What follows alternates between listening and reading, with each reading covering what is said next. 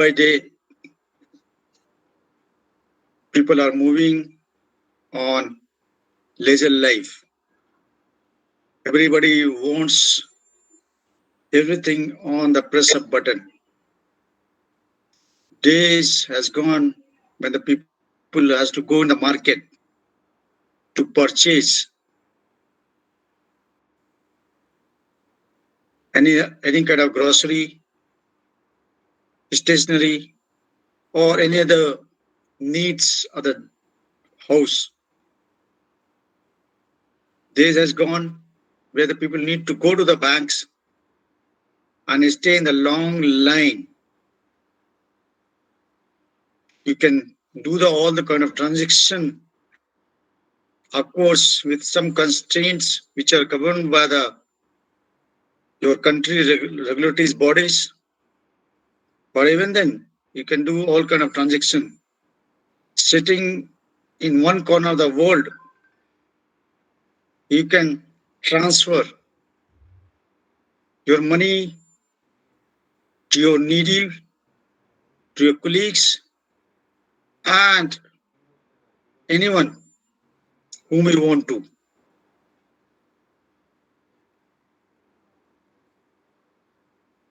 This is due to the uses of internet interconnectivity. During this pandemic time, almost it's going to be 1 year. You are living in the online mode, virtual mode. Almost all the colleges and schools were closed due to this pandemic coronavirus. But the learning did not stop. Almost all colleges, schools are working online in a virtual mode. Almost all the IT companies working online. People are working at home. This is all because of our cyber. But our leisure life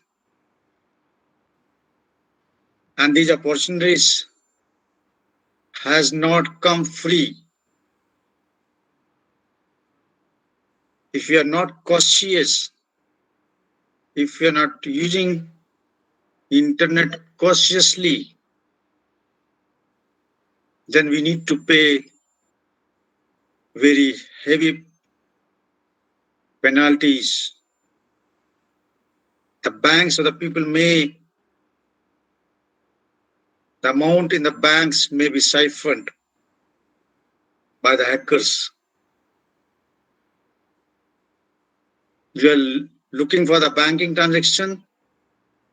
If any loose end you have left around, or you have shared OTPs, password in any kind of disguise,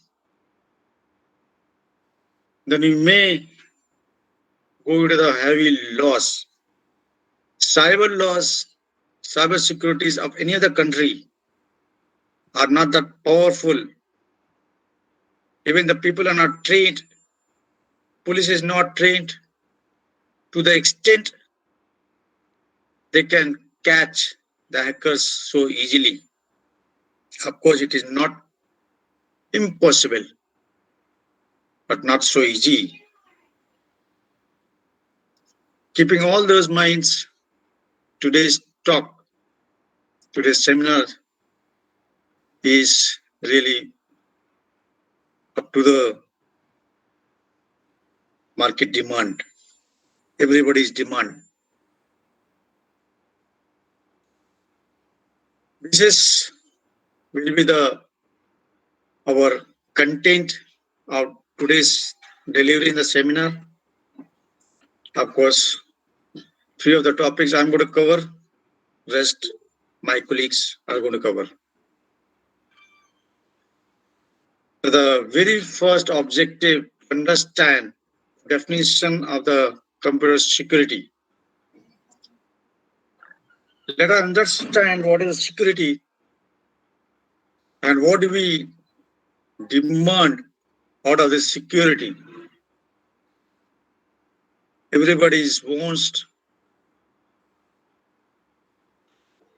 complete, secure, safe, and out of the danger. We need to secure everything, including your data, files, etc. We know that the data is a new oil. It's a gold, platinum, whatsoever you may call, is really becoming very precious. Whatever may be the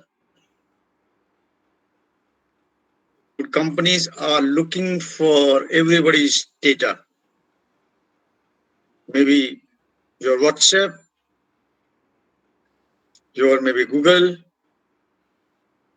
or many more.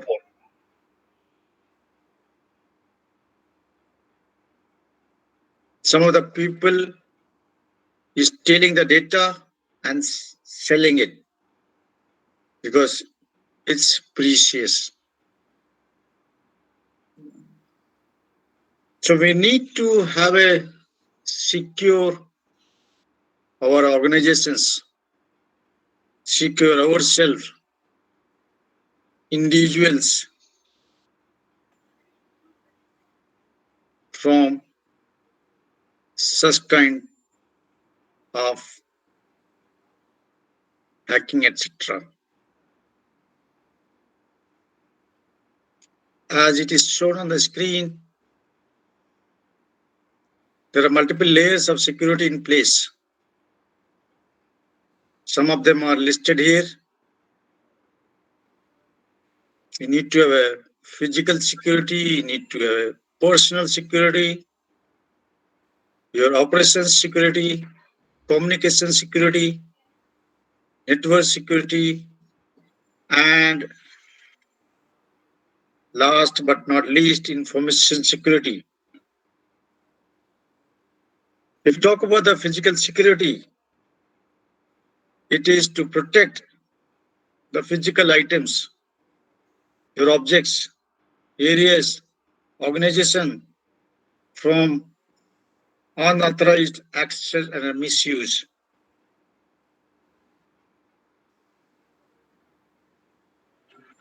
There are many ways you can make it your organization secure by using different devices.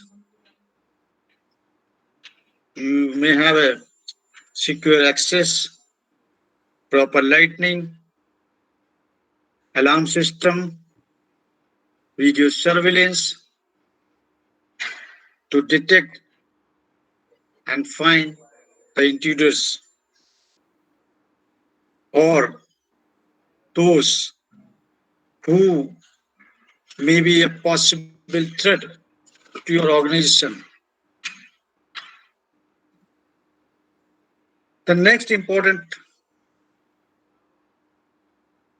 part is your personal security. When we talk about the personal security, it is to protect individual or a group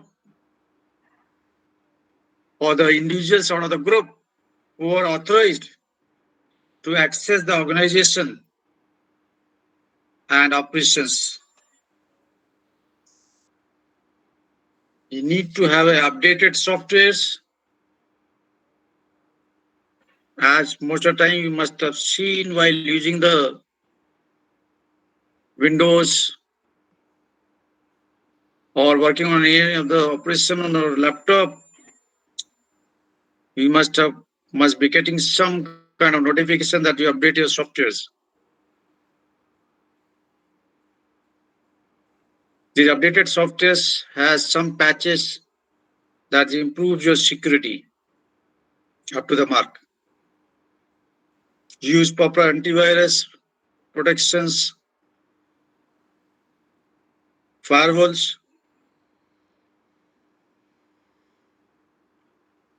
Then use very strong password, and it possibly use a password management tools. If you want to more secure your data, then you have a multiple factor authentications.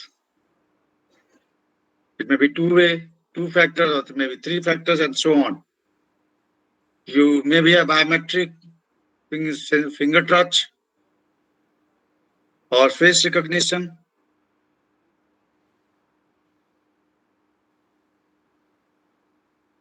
Then learn about the phishing scams. You need to be cautious. You need to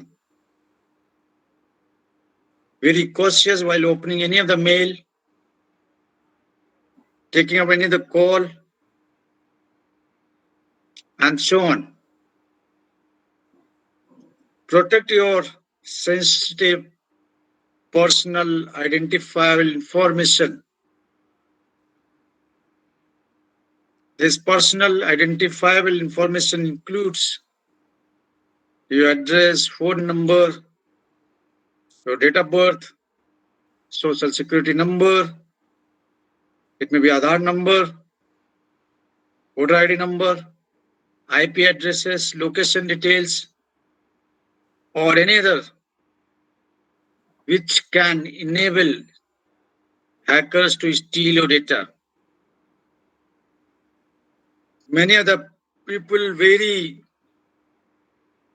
good in using the Facebook, etc., and easily allow their locations to be used.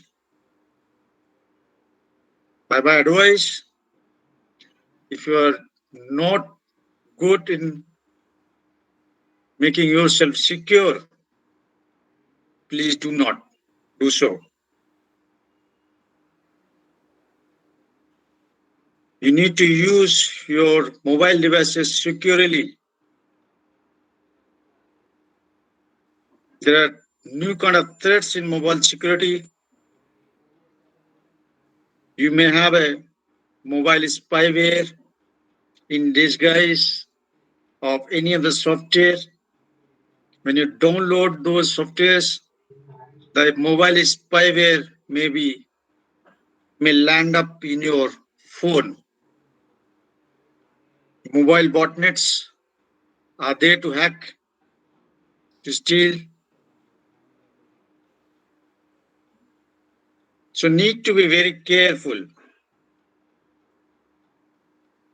And you need to have your backup for data frequently and regularly. Sometimes become greedy and start using public Wi-Fi. That's really very dangerous. You should completely avoid using the public Wi-Fi. There are some top causes of security breaches, and these breaches includes hacking, phishing,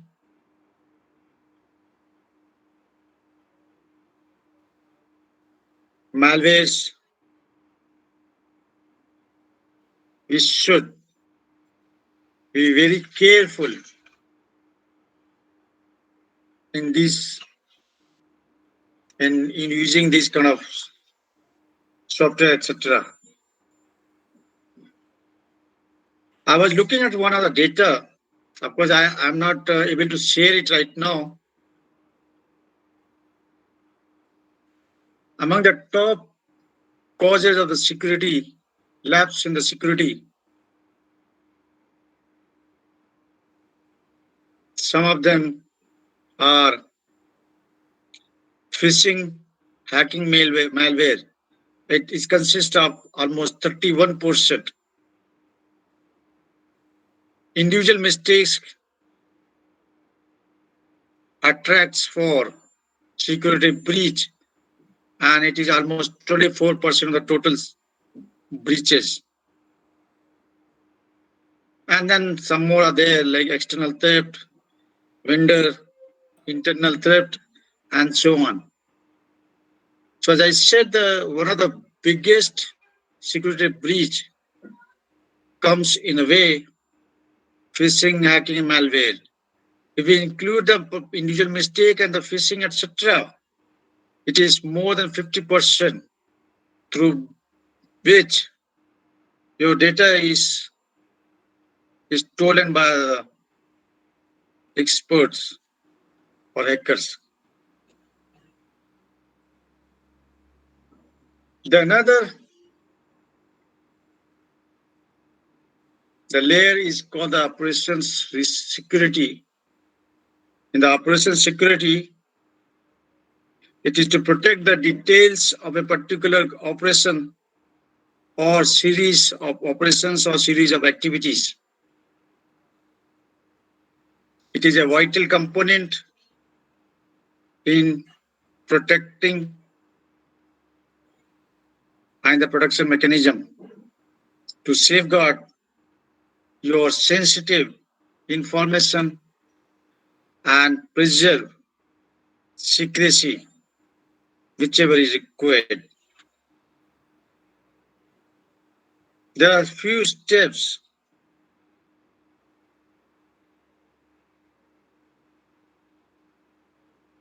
we need to take care, and these steps we need to very careful in identification of critical information. We should be able to analyze the threats.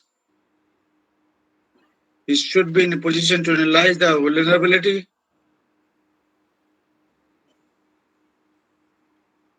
We should be able to assess what is the level of the risk and the level of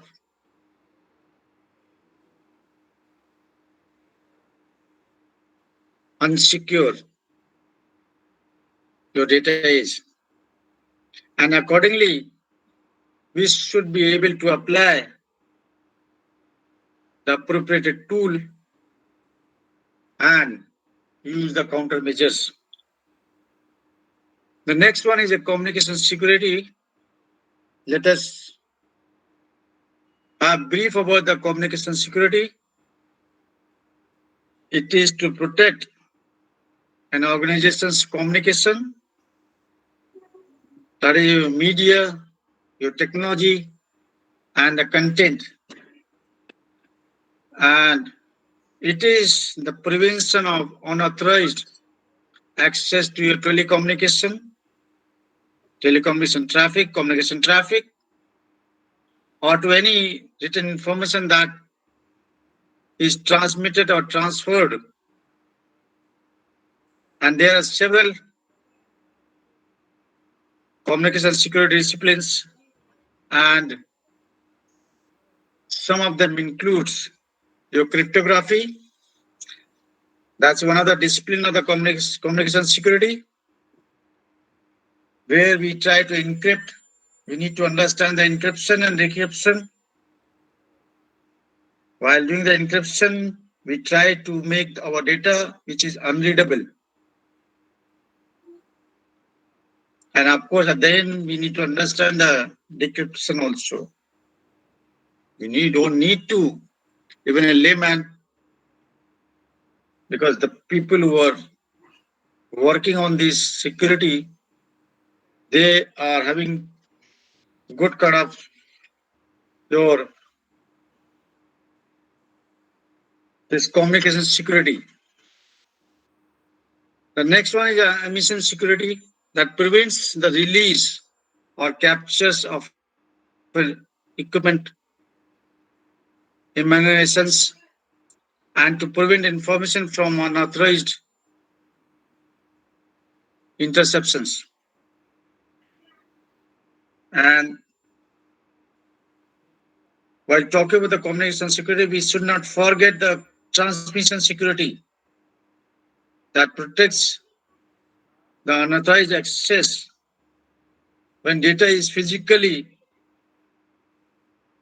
transferred to prevent issues such as service interruptions. Next one is a network security. Network security is to protect networking components, connections, and contents. It is an activity designed to protect the usability and integrity of your network and data. It includes both hardware and software. It targets a variety of threats.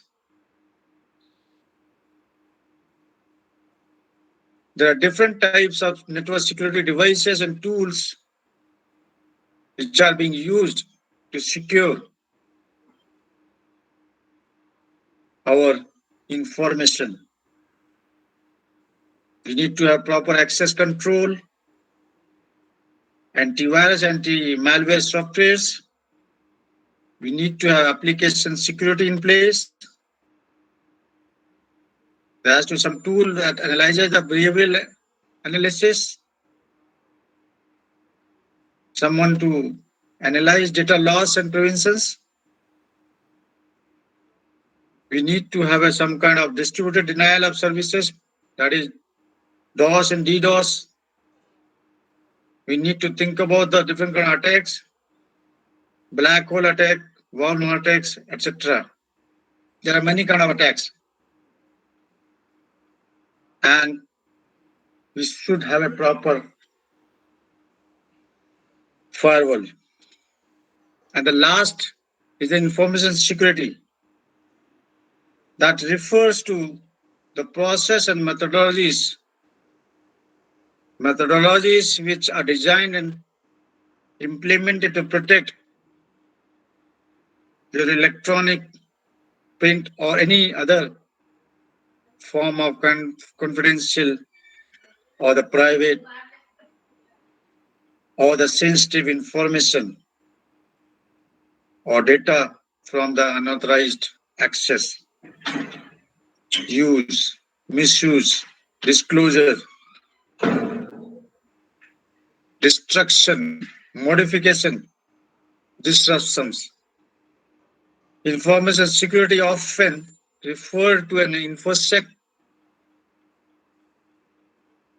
and that refers to the process and tools which are designed and deployed to protect your sensitive data, sensitive visual information, and protects from any kind of editing and updations. Many other times, people do ask, what is the difference between the cyber security and information security?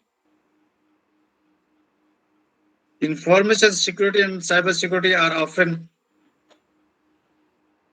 go together, but the information security is crucial part of cyber security. But it refers exclusively to the processes designed for data security.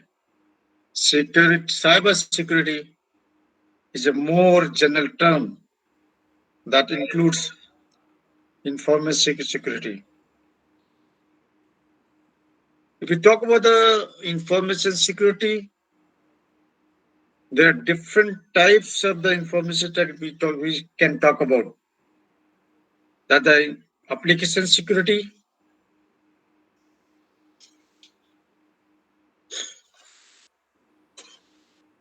application security. Then you can talk about the cloud security, where we focus on the building and hosting of the secure applications on the cloud environment and get it secured through the third party. There are many cloud providers are there, and depending on the amount you invest, you can get a level of security.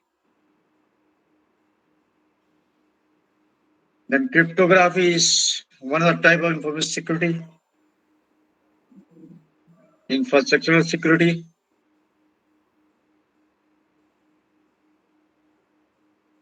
the incident security, and the vulnerability management. Just going through all this, let us talk about what is your information security. Let us have the formal definition which is given by the person Jim Anderson Innovent in 2002. He said the well-informed sense of assurance that the information, risks, and controls are in balance. And that is the way he defined information security in 2002.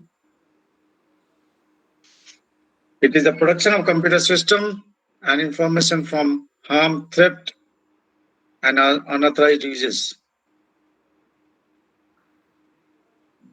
It is the process of preventing and detecting unauthorized uses of your computer system. Let us have a peep in our in history of information security.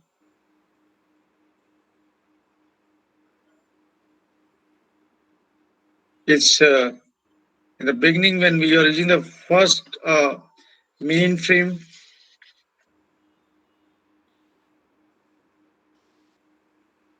Some of the people started working on those.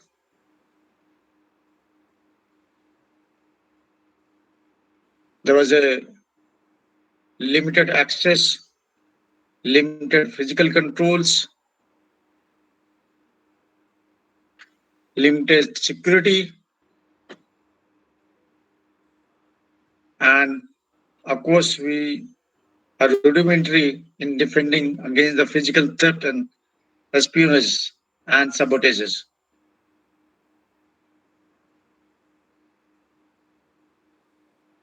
The security for the computers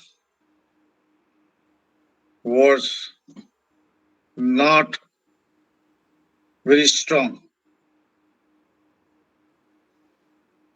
But in the 1960, during the 1960, Department of Defense's Advanced Research Procurement Agency, that's ARPA, began examining the feasibility of redundant and networked communications.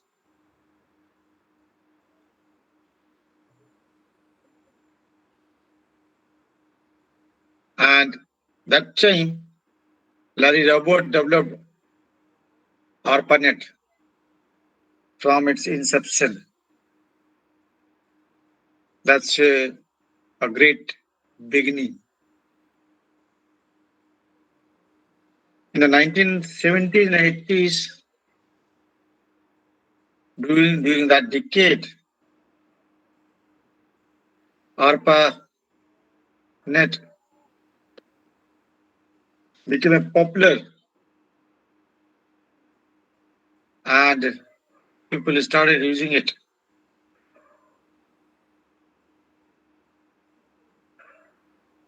But there were many loopholes, breakages, and they became potentials for the misuse. Fundamental problem with the ARPANET security were identified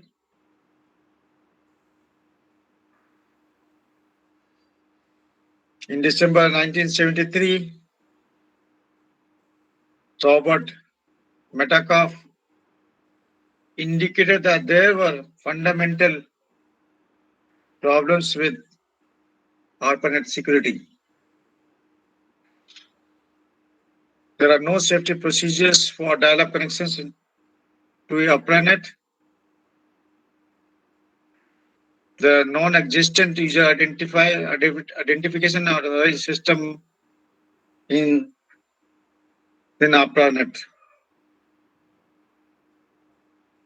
There are individuals remote user sites and did not have sufficient controls and safeguards to protect data against unauthorized remote users.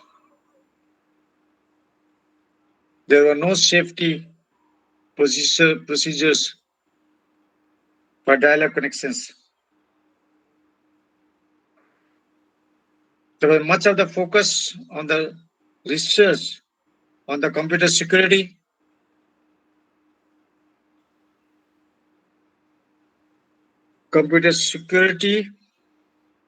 that centered on a system called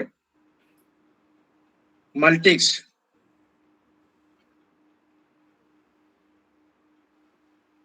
And that Multics is basically nothing but the multiplexed information and computer services.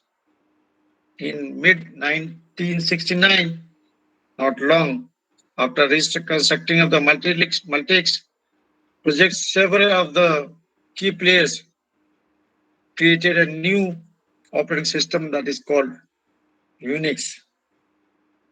And as we know, Unix is much more secure. And so in the 1970s, we were able to develop better microprocessors with a better computing power, better computing facilities, capabilities, and strength with more security against the different kind of threats. Information security began with RAND report R609. It's one of the paper that started the study of computer security.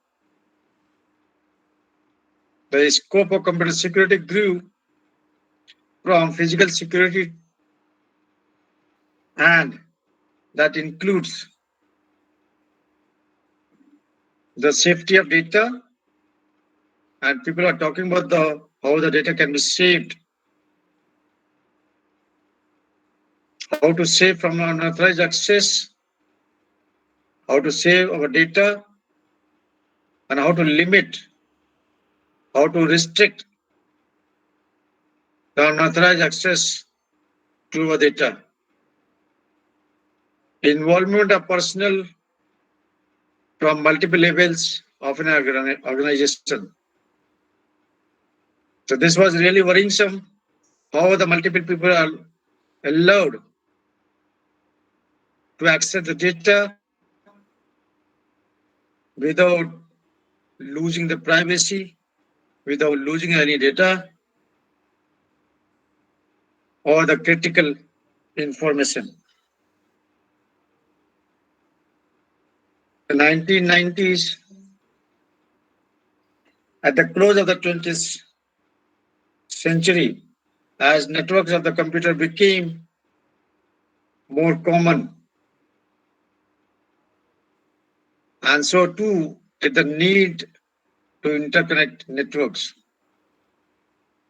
And the internet became first manifestation of a global network of networks. That's the biggest achievement of the scientist. Internet came into the uses. In the early internet deployment, of course, everybody is talking about the connection, interconnectivity of different networks. But the security was at the lower end. The least priority was given to the security. If you try to balance between others, applications, etc., security was not given a priority. And this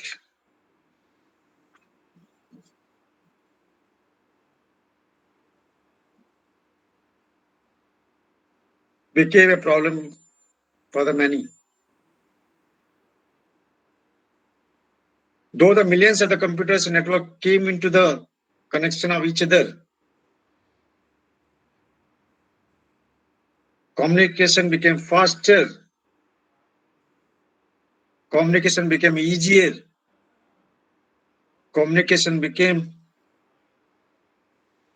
more accessible. But as I said in the beginning, we became much more unsecure.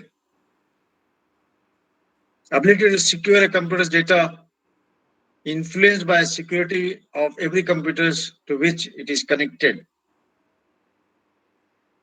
That was demand of the time.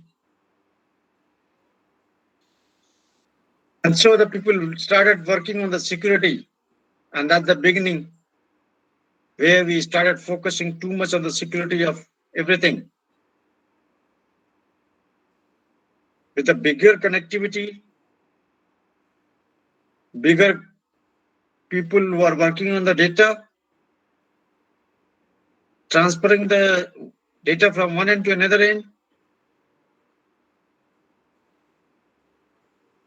things become more and more unsecure. And therefore, scientists, experts started working hard on different kind of security services. People need to work on the confidentiality, integrity, and the availability. That's a CIA. That is a confidential, I is integrity, and A is availability. And that they tried, but that was not sufficient. One need to thought about beyond CIA. And therefore, when we are talking about confidentiality, integrity, availability, we need to talk about authenticity. Who can access our confidential data? What kind of authenticity? What level of authenticity? And among the different level of authenticity, how much, what content of the data should be accessible to one person. There may be some levels where the whole data is not accessible, but there may be some of the levels whom the complete data is available to access. When we are freeing the data from the freeing the data for the authenticity, we need to think about the accountability. When the people are given authorization to access the data information, we need to fix the accountability on those people. And this becomes the need of our. So what is the data confidentiality? Here the confidentiality refers to an organization's efforts to keep the data private or secret. This involves ensuring that only those who are authorized have the access to a specific asset of data, a specific part of data, and the unauthorized are actively prevented from getting any kind of access. We need to assure that the private or confidential information is not made available to all or to undisclosed or unauthorized individuals. When you talk about the data integrity is about ensuring that data has not been tampered with and therefore can be trusted. Data is integral. It is correct, authentic, and reliable. Banking customers need to be able to trust that their banking transaction, banking information, banking data, banking accounts has not been tampered. Data integrity assures that the information can be changed only in a specified and authorized manner, and of course by the authorized person. System integrity assures that you have a system in place and that system performs and intended in different kind of functions and do not allow your data to be manipulated by any kind of unauthorized people. Data availability that assures that your system works promptly and service is not denied to authorized users.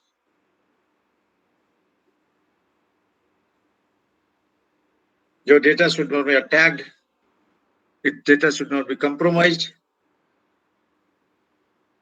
And your system takes care for the availability of data. Your data should not be denied from your access. There has to be security from different your attacks, threats. So, and therefore, we need to have a additional concept in place. That's the authenticity and accountability. Of course, we have discussed a lot about these two things. We should give a brief glimpse of the information security and what are the components of the information security and so on.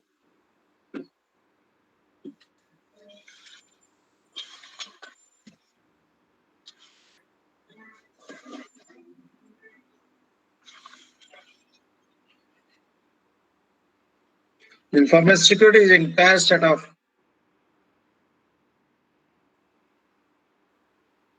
software, hardware, data, people, procedures, processes, networks. That may be your through the hardware, or through the software, and necessary to use information as a resource in the organization.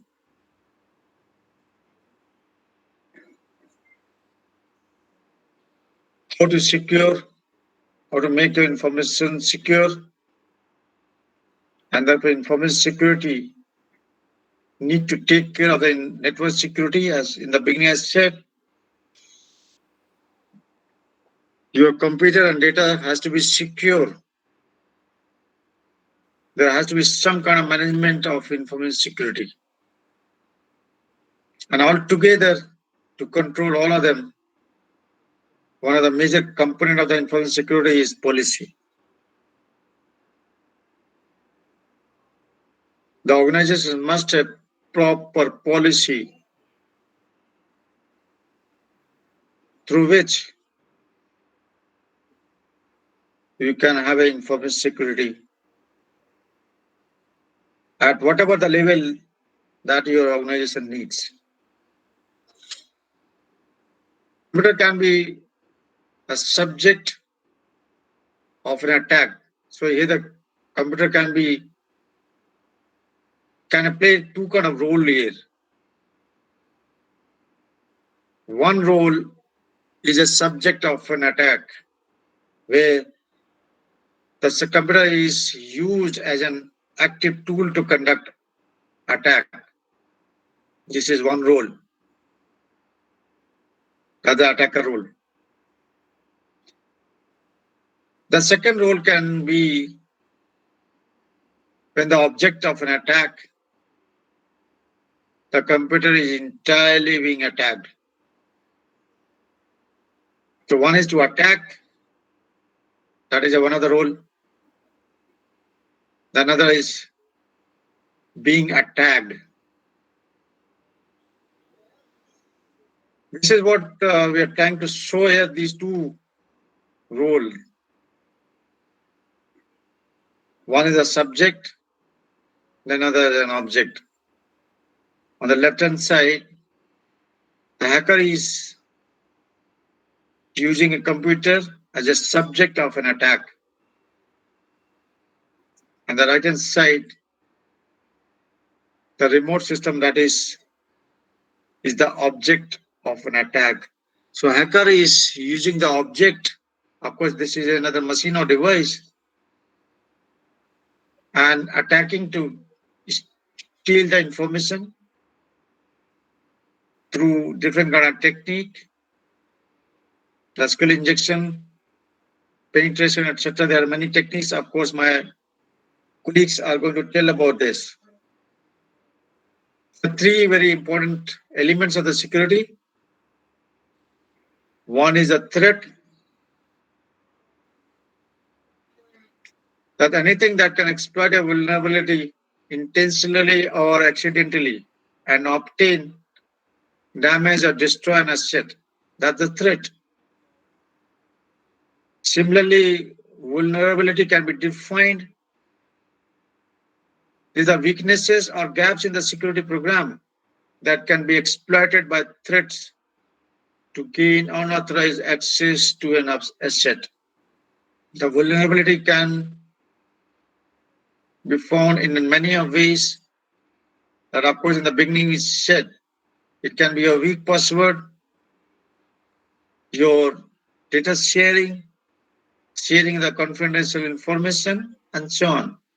The risk, the potential for the loss, damage, or destruction of an asset as a result of a threat exploiting our vulnerability. That's the risk.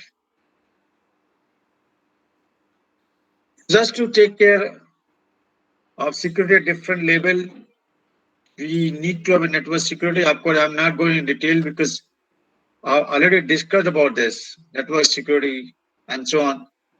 Then you need to talk about different level, that is application security, that focuses on keeping software and devices free from different kind of threats. And the information security that protects the integrity and privacy of the data. Operational security, we have already discussed in details.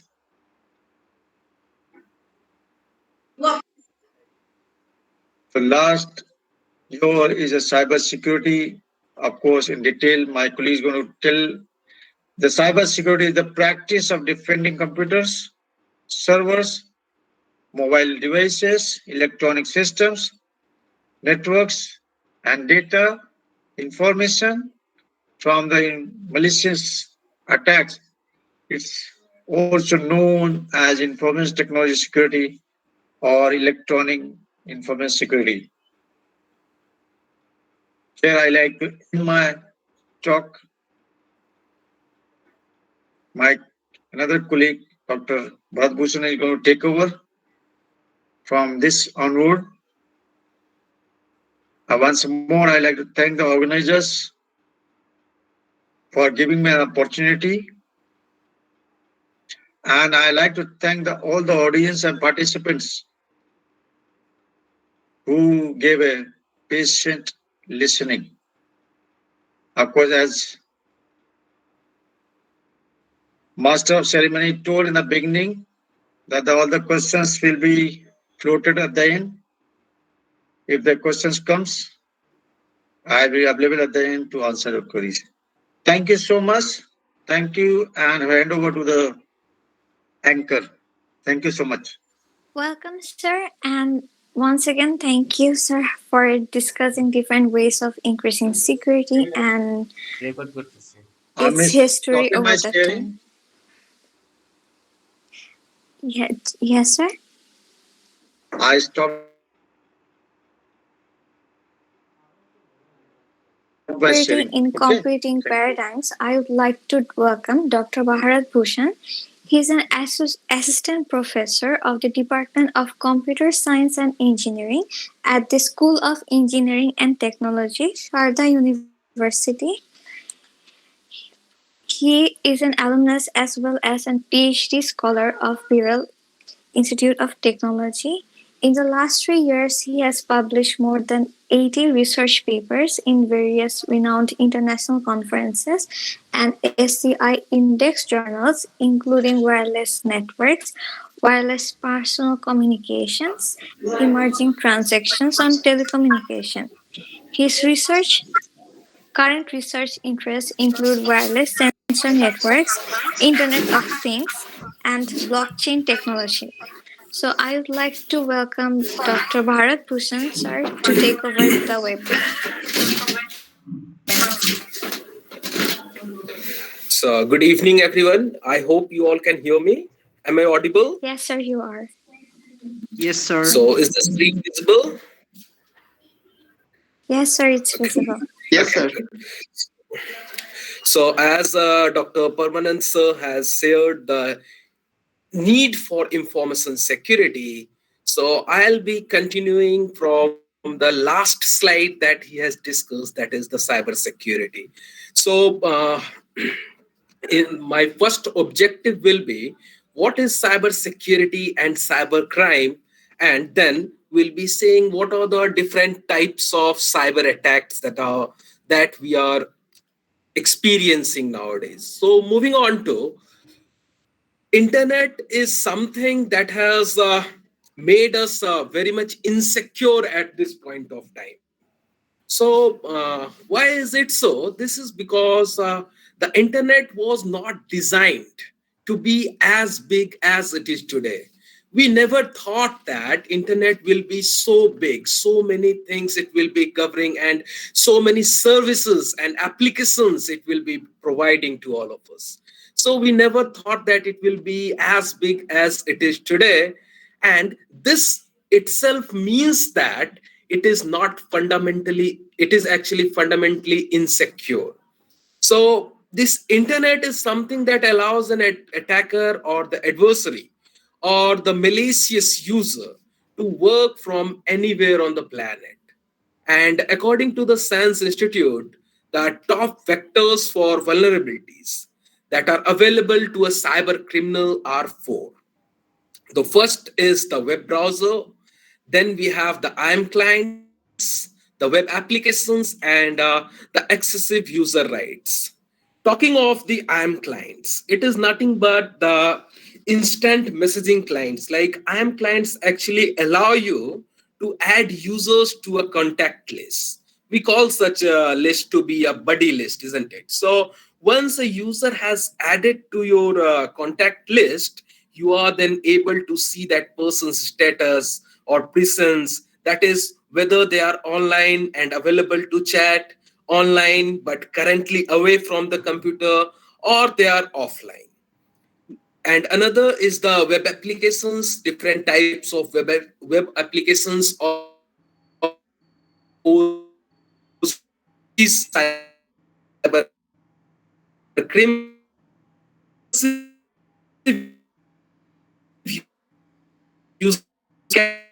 all data breaches and sleepless nights.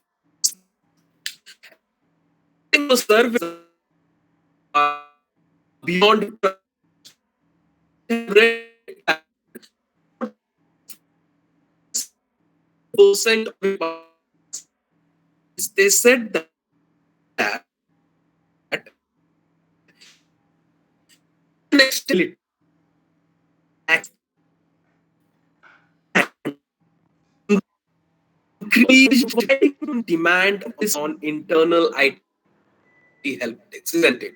So it also employees, what will they do actually? So they can either compromise employee credentials, steal sensitive informations, or disrupt the network operations. So these are some problems that can be posed if the employees are given some excessive user rights that they do not deserve, that they do not need. That is evident from the fact that if you give some extra resources to somebody, there is a chance of the resource being wasted, isn't it? So the risks that can be caused by the poor security knowledge and practice can be either the monetary theft, either you can be robbed of your money, or it can be some legal ramifications. And these legal ramifications can be for yourself and also for your organization for which you are working. Like legal, what does this legal ramifications mean actually? It is nothing but it refers to the consequences through the course of law that awaits a fraud act that is defined by the law as being a monetary crime actually. For instance, you might have heard about the Volkswagen Dieselgate scandal. Did anybody hear about this Volkswagen Dieselgate scandal? So it was, I'll tell you what it was. In this, the Volkswagen company, actually, they tricked the environmental tests on their diesel vehicles. And this actually brought them several lawsuits. And these lawsuits were in terms of the monetary fines and sanctions. In South Korea, to an extent that the sales of about 80 Volkswagen models has been prohibited by law. Hundreds and millions of individuals have their personal identifiable information. We call it a PII. And the electronic health records, these get stolen. So putting them at increased risk of identity theft and account ransom. So government fines, give penalties, and in extreme circumstances, you can also be given some jail time. So these are some of the consequences of not protecting the PII adequately. That is the personally identifiable information. If you don't protect these informations, so you might be subjected to some harsh punishments, and these punishments can range to even a jail time for you. So these things must be taken care of by any industry or any organization who is working in these fields. Therefore, year over year, the worldwide spend for the cybersecurity continues to grow. Different countries, you might be knowing that they are spending lot more money that they used to in past in the field of cybersecurity in order to strengthen the applications, the use of computer in order to secure the information that they store. So cybersecurity actually protects the data and also the integrity of computing assets that are belonging to or that are connected to any organization's network. So it is the purpose to defend these assets against all threat actors throughout the entire life cycle of a cyber attack. Talking of the cybercrime, what exactly a cybercrime means? It is a type of crime, it is a criminal activity that either targets or uses a computer or a computer network, or it can use a network device. Most, but not all, cybercrime is committed by cyber criminals or hackers who want to make money.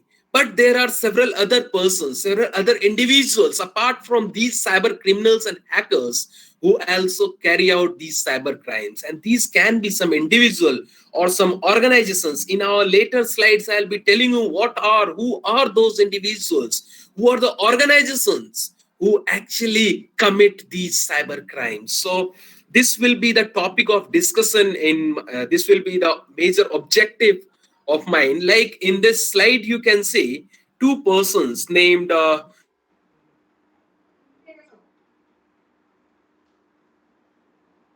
FBI, that is the Federal Bureau of Investigation, and they had Federal Bureau of Investigation has grouped these persons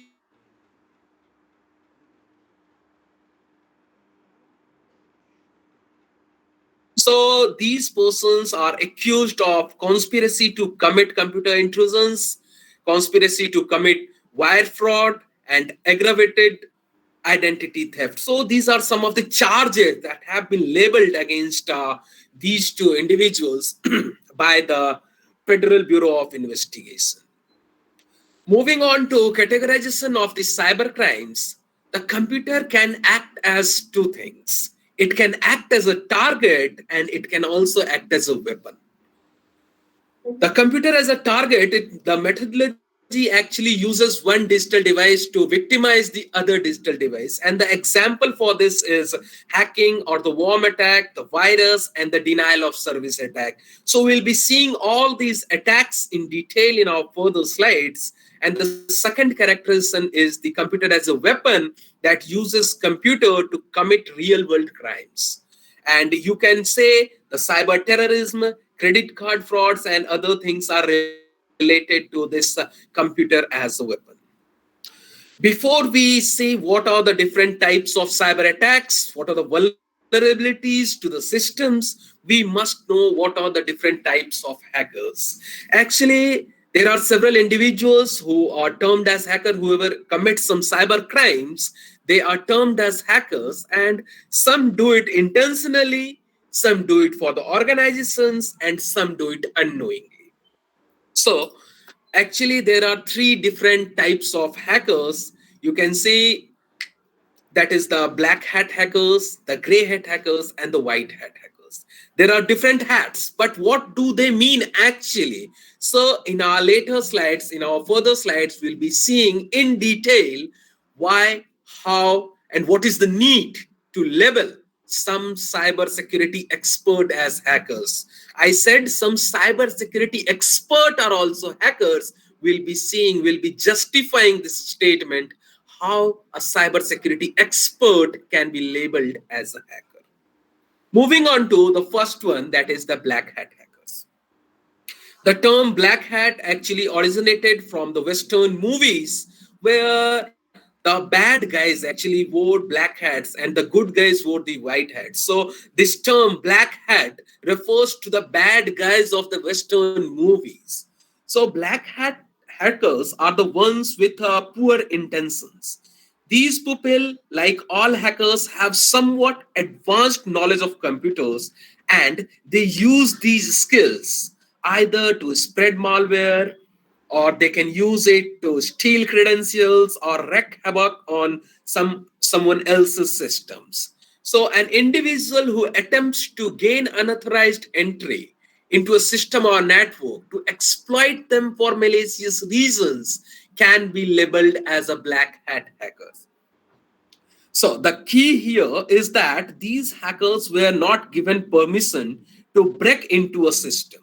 They don't have any permission or the authority to break into the system. They try to inflict damage by compromising the security systems, altering functions of the websites and the networks, or even to an extent that shutting down the systems.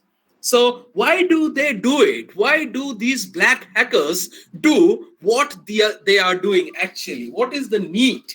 So most cyber criminals have the hopes of the financial gain.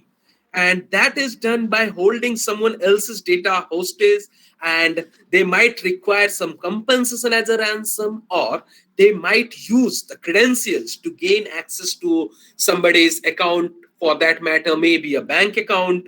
They often do not steal or gain access to passwords, financial informations, and other personal data. And another reason why these black hat hackers exist might be for the pure thrill. We several times we do something for just our own satisfaction, just for our thrill, and they do this for the pure thrill of exercising their skills and knowledge in the performance of some illegal acts. So the next thing is the white hat hackers. These are somewhat different. These are actually totally different from the black hat hackers. These are deemed to be the good guys. As said, the black hats in the Western movie are the bad guys and the white hat are the good guys. So these good guys are actually working with some organizations, and they tend to strengthen the security of a system, security of the organization. They tend to protect the organization. So white hat has the permission to engage the targets and to compromise them within the prescribed rules of the engagement. They have some prescribed rules, they have some extent, they have some limitations that they need to follow. Therefore, these white hat hackers are often referred to as the ethical hackers. These persons, these hackers are actually hired by the organization to do actually exactly what the black hat hackers do, but look for the vulnerabilities in a system. The major difference being that they have always been given explicit permission to break in, and unlike the black hat hackers, the ethical hackers exploit security networks and look for the black backdoors, actually, look for the loopholes that exist in the system. And even if they are legally permitted to do so, they look for some backdoors or some loopholes to enter into the system. So by searching for these holes, the problems, the vulnerabilities in any piece of technology, these white hat hackers actually enable the organizations to harden their systems before any bad guys can get in. So what is this hardening? What kind of hardening does these white hat hackers do? Hardening is nothing but it is the process of making a system more secure and reduce the risk of any future attack. It is a vital part of software development process. In theory, most software engineers, as we all are here, mostly the audience today in this seminar are the software engineers. So most software engineers should consider themselves to be hackers to some degree. To some extent, we should consider ourselves to be the hackers. And this will enable us to poke holes in our own code, and we can rigorously test our own code to remove the vulnerabilities before it is out for delivery or out for the client. So in the similar way, these white hat hackers actually identify some loopholes and invite the clients to or prevent the black hat hackers to gain access, actually. The more active white hat hackers are early on, the fewer opportunities the black hats will have for exploitation later on. And several companies like Facebook, Amazon, Google, these take help of these white hat hackers so that the black hats cannot compromise the entire system. And as with any generalization, not all things are black and white, isn't it? So we also have the concept of gray hat hackers. So these land somewhere in the middle between the good and the bad. So gray hats actually exploit networks and computer systems in a way that the black hats do, but do so without any malicious intent. They don't have any malicious intent. They disclose all the loopholes and the vulnerabilities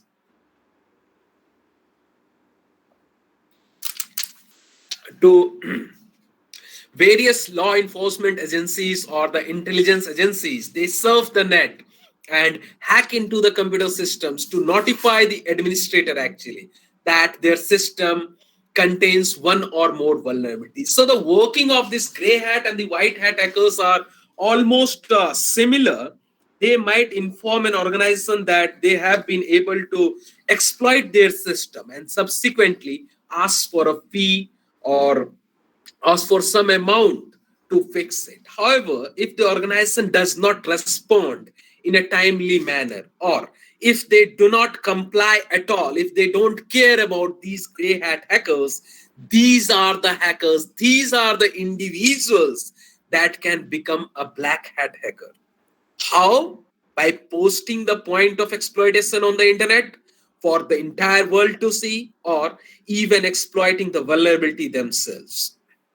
So gray hats may also be looked at to correct the defect for a nominal fee. They charge a fee, they try to correct the defect.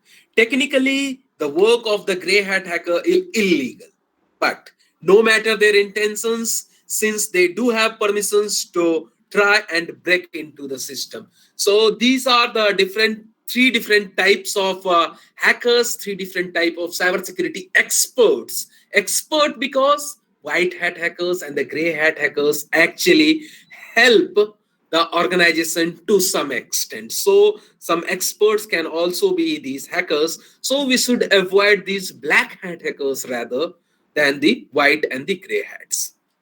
So moving on to my next objective, that is recognizing various types of cyber crime. So there are several types of cyber crime actually, and I'll be discussing all these cyber crimes in detail in our further slides. So the first crime can be labeled as harassment. And this harassment can be of three types. Either it can be a cyber bullying, or it can be a cyber harassment, or it can be a cyber stalking.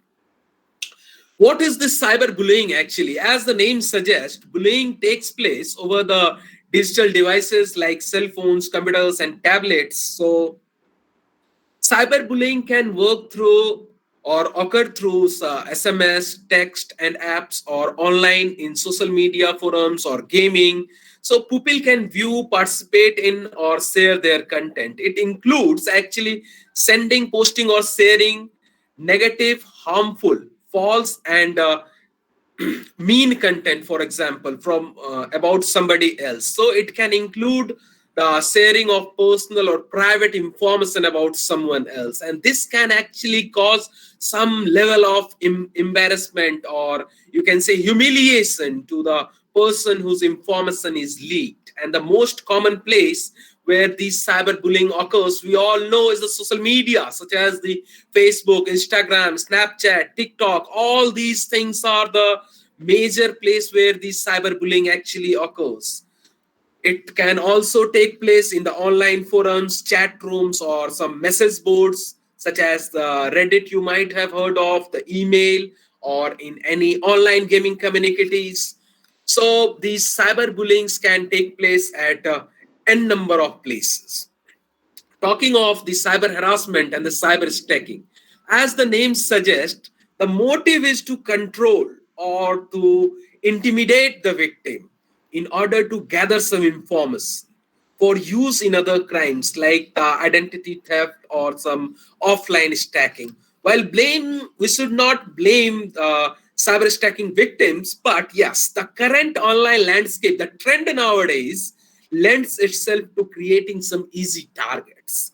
Like, for example, nowadays, whenever we use any social media, we think nothing before posting personal information publicly, sharing our feelings and desires, or publishing our family photos, and doing any activity. These are the things that invite the hackers, the cyber criminals, to commit these crimes. So this harassment is one type of cybercrime.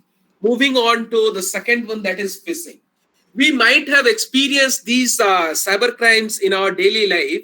I'll just try to explore these crimes so that you can reconnect yourself. So phishing is in this, attacker actually tries to find the sensitive information of the user, and they do this by the means of electronic communication, and most important thing, they do this illegally. It can be labeled as a seemingly trustworthy entity, asks for sensitive information such as an SSN, your credit card number, your login ID, your passwords, and this you can receive such messages via email. I have just attached a screenshot of an email in which that demonstrate actually the phishing attack. And a simple example of this phishing is you can correlate this phishing to a bank fraud, where the hackers actually try to get your bank details through communication, and they may act as an employee of the bank. So these emails or these text scams that enters the target system seems to be urgent, scary to the user. You will notice that, you will feel that if I don't do this thing, if I don't send this information to the hacker, to the sender of this email, I'll lose something. You will be scared. they actually try to create some kind of panic in the user, and we do this mistake in this panic. When we are scared, we do such mistakes. So this is the phishing, and then we have the farming, that is a bit different from the phishing. So farming, it can be said that it is more advanced technique to gain. See, the aim of both phishing and farming is almost equal, almost equivalent, and these are done to get the user credentials by making the user to enter into a website. It actually, what it does, it misdirects the user, and it will misdirect you to a fake website that appears to be official, and the victim actually give their personal information by fault.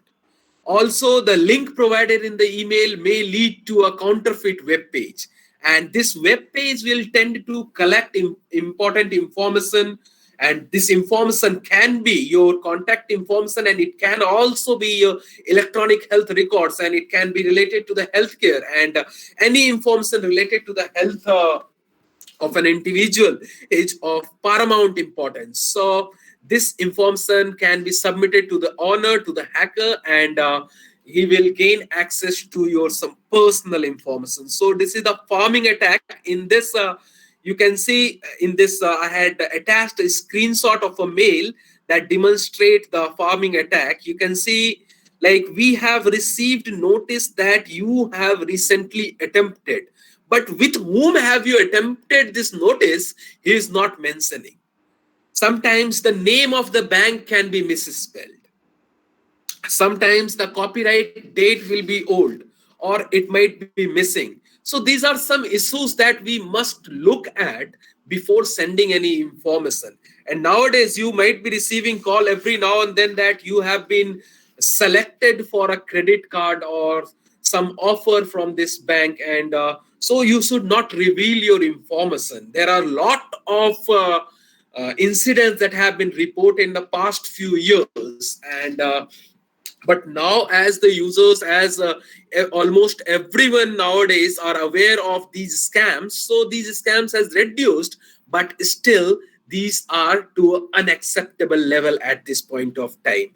So the main aim of this seminar, main aim of this presentation is also to bring to your notice about the various types of crimes, various types of attacks that are being launched in this cyber world, in this current world. So this is the difference between the phishing and the farming. As I had already discussed, in the phishing, the adversary tries to find the sensitive information, where the farming, the adversary aims to get the user credentials, that is a login ID and the password. Phishing actually is done via email or a message, and farming refers to the domain spoofing. Phishing involves a fraudulent email, whereas the farming, this poisons the DNS server through domain spoofing and redirects the user to some other website where you will tend to submit your critical information. So phishing uses mail and farming uses websites. These are some differences between the two attacks. Moving on to the next attack is the baiting attack. So it can be either launched using in the physical form or with the help of a LAN, and the main aim is that baiting attack in this you can be carried out by getting some proper knowledge of the target, like your company logo, image, and many others. The attacker can use these company logo, image, and several other related information, proper information about you, in order to gain your trust. In order to gain your trust, so that you submit your login credentials and you reveal your important informations. Next is the pretexting attack, and it is also one of the most dangerous social engineering attack, where the adversary, that attacker, performs false conversation. He will communicate with a series of lies, and he will cunningly try to trap the user. And again, the same aim of pretexting also has the same aim. The modus operandi is different. these are sending the series of lies, but these are aimed to gain the same thing, that is the sensitive personal data from the users. Next is the scareware attack, where it is very scary in nature, and as the name suggests, and the user is flooded with fraud alarms or superficial threats. The adversary tries to entrap the user by these messages that appear on the screen. I'll show you a few such messages that will create some kind of panic. So the user actually get deceived that their system are being infected by some deadly viruses. So they are further misled by prompting message that they need to download the application or the software or the tool that the attacker suggests. And once you download these tools, once you download this software, you are already under attack. Before you realize that you are under attack, you are already under the same. So you might have experienced like a warning message, your computer may be infected. So you might have experienced such messages, such scenarios in your daily life. So you need to ensure that these are not the viruses, these are not the adversaries who are actually trying to gain some information. So this is another screenshot that is related to the same attack, and like it is saying the computer is blocked and you need to download this, you need to enter the key and so on. So moving on to the next attack, that is the clickjacking. As the name suggests, refers to clicking. So the adversary will attempt to trick the user, it will trick you so that you unintentionally click on an unexpected web page element. Like a clickjacking attack on Facebook have been reported. Like you will be seeing in the front end, you will be seeing that there is a tab that will show the best game, and if you click on the play button, you will be redirected to some other page, and you can see in the back end you have a pay button. Got my point? Initially they will show you this is the best game and you will see a play button, and once you click the play button you will be redirected to something where you will see the pay button. Means if they show you the pay button initially, you are not going to click that. There is a very less chance that we will be clicking on this. So this is a type of clickjacking attack. And another clickjacking attack on Facebook is users, you can see in this screenshot that users may encounter this threat via links on the Facebook wall post. So users are directed to several pages and you are asked to fill out the survey, and in this way you end up disclosing some sensitive information to the cyber criminals or the adversaries. So clickjacking is another important attack that has been reported in the recent years, and we must be aware of this attack as well. Moving on to the another type of attack is the malicious script scam, in which you copy and paste some text into your address bar, and once it is executed, once it is pasted, it actually executes a malicious script, and this may lead to creation of several pages and events, or tend to or send some spams to your friends. So this is a malicious script scam. Moving on to another type of attack that is labeled as a fraud, in which the attackers convince you to give some money or property to a person. They will write some emotional mails, as you can see in the attached screenshot. They will write some mails like this, and they will ask for some monetary help, money or some property. So nowadays nobody is thinking of these attacks, but yes, some years ago, say 8 to 10 years ago, these were some of the most prevalent attacks in our daily life. So this is the fraud attack, and then we have the identity theft attack, that the use of your name, your social security number, or the bank or the credit card for financial gains. And the most emerging and most famous attack, identity theft attack, is the deepfake attack. attack, that is taking this identity attack to the next level. So deepfake attack with the help of social media makes impersonating anyone easy, and it makes it really easy. So keyloggers is a concept that is used for this identity theft. What are these keyloggers? These are nothing but a programmed or devices that try to capture what you are typing. These will capture your keystrokes. So these are the keyloggers that also contribute towards this identity theft attack. And then we have the hacktivism, that is related to hacking that makes a political statement. As the name suggests, it is the combination of the word hack and activism. So hacktivism is the act of hacking or breaking into a computer system for politically or socially motivated purpose. So these are also gaining importance nowadays. An individual who performs an act of activism is known as a hacktivist. So nowadays you might be seeing on several Facebook or several Insta, several platforms, several social media platforms, you are seeing some political statements. So these are crimes. These come under the heading of hacktivism. Then we have something called the cyber terrorism. So cyber terrorism, it is also sometimes considered an act of internet terrorism, where the terrorist activities are realized by means of tools and such as computer viruses or computer worms, and they might use the phishing and other malicious software and hardware methods.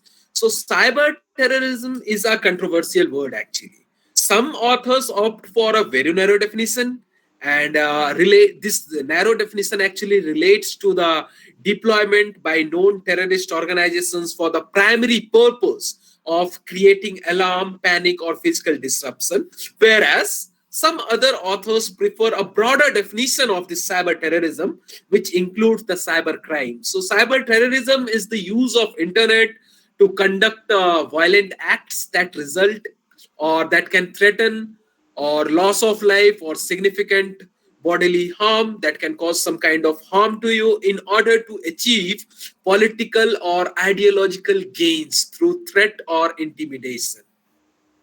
The use of internet for terrorist purposes is a formal definition for this cyber terrorism that was given by Jarvis in 2014, and this is one of the most widely accepted definition of this cyber terrorism.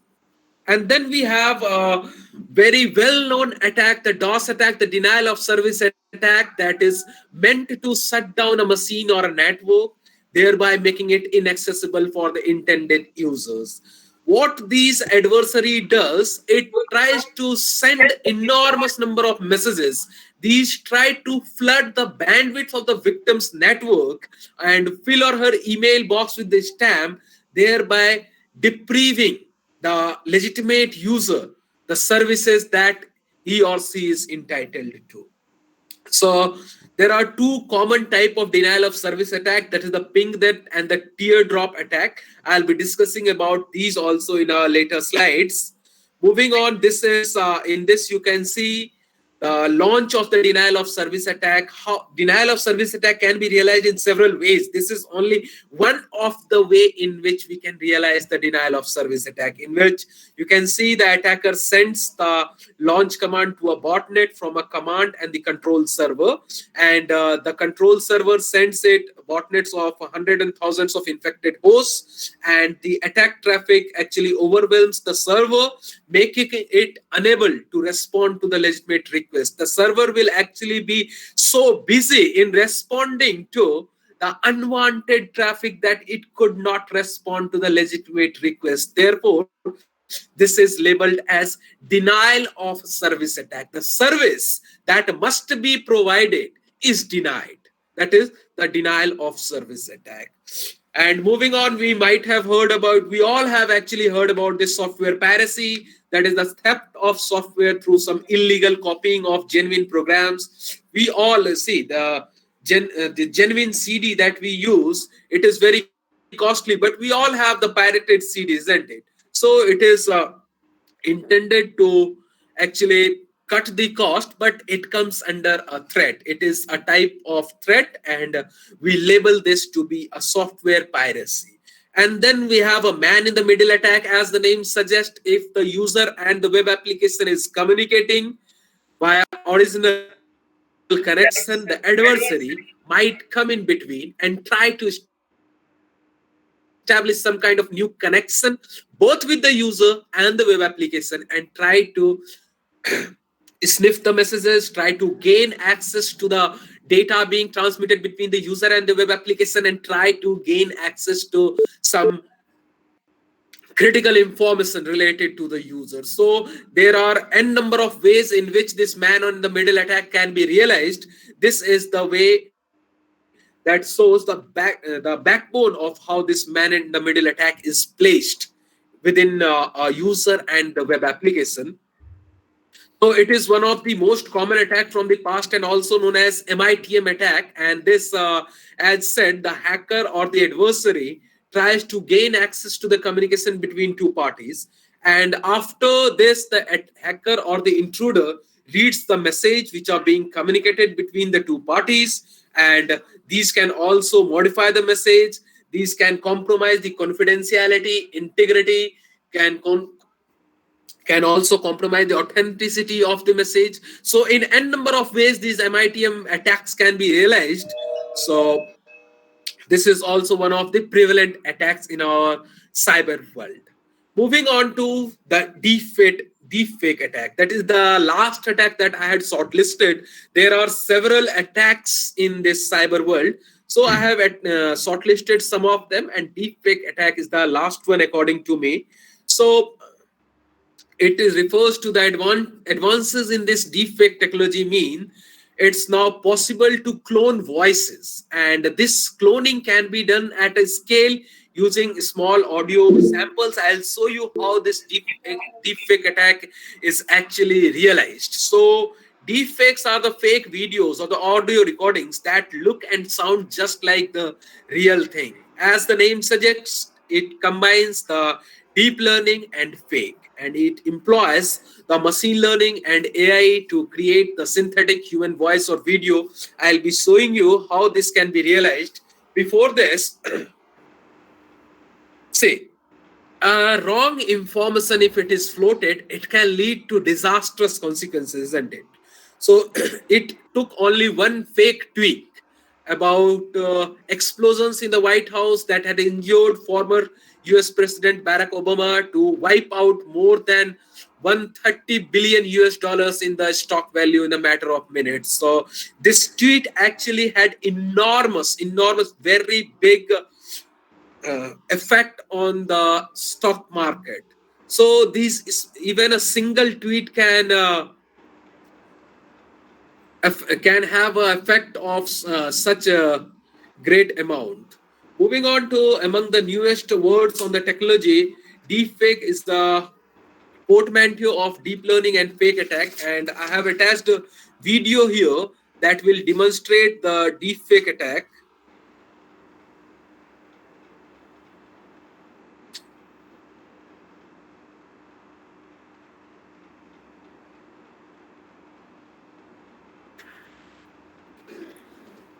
Can you all hear the voice? Can you all hear the voice? He just confirmed. Yes, sir. Oh, yes, sir.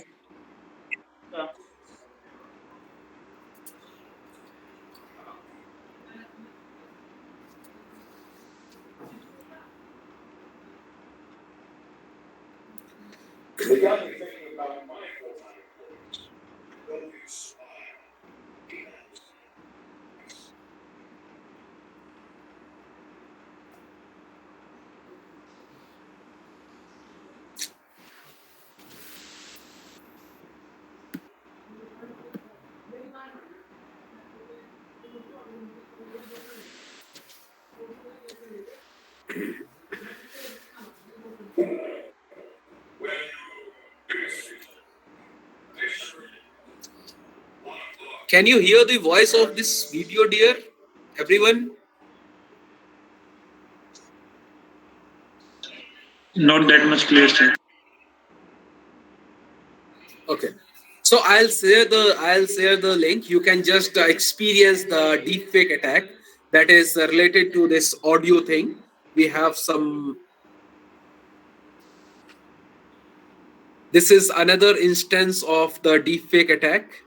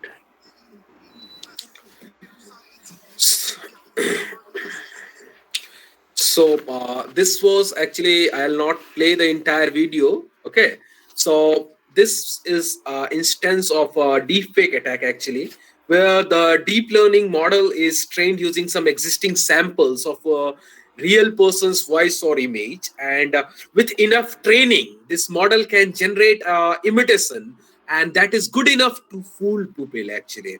So all you need is 5 minutes of someone's audio, and you can create a fairly realistic clone. So this is a deepfake attack actually.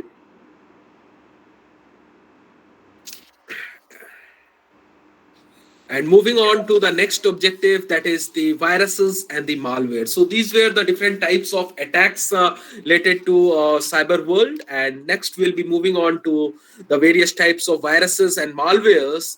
And the first is virus. Like what exactly a virus is? It is like nothing but a computer code or a program which is capable of affecting your computer and destroying them actually. So it what does the virus do? They attach itself to a program or a host file or disk, and when the program is executed, the virus activates, and these replicate itself. Once a virus has successfully attached to a program or a file or a document, it will lie dormant, and until circumstances cause the computer or device to execute its code, it will stay dormant. And in order for a virus to infect your computer, you have to run the infected program.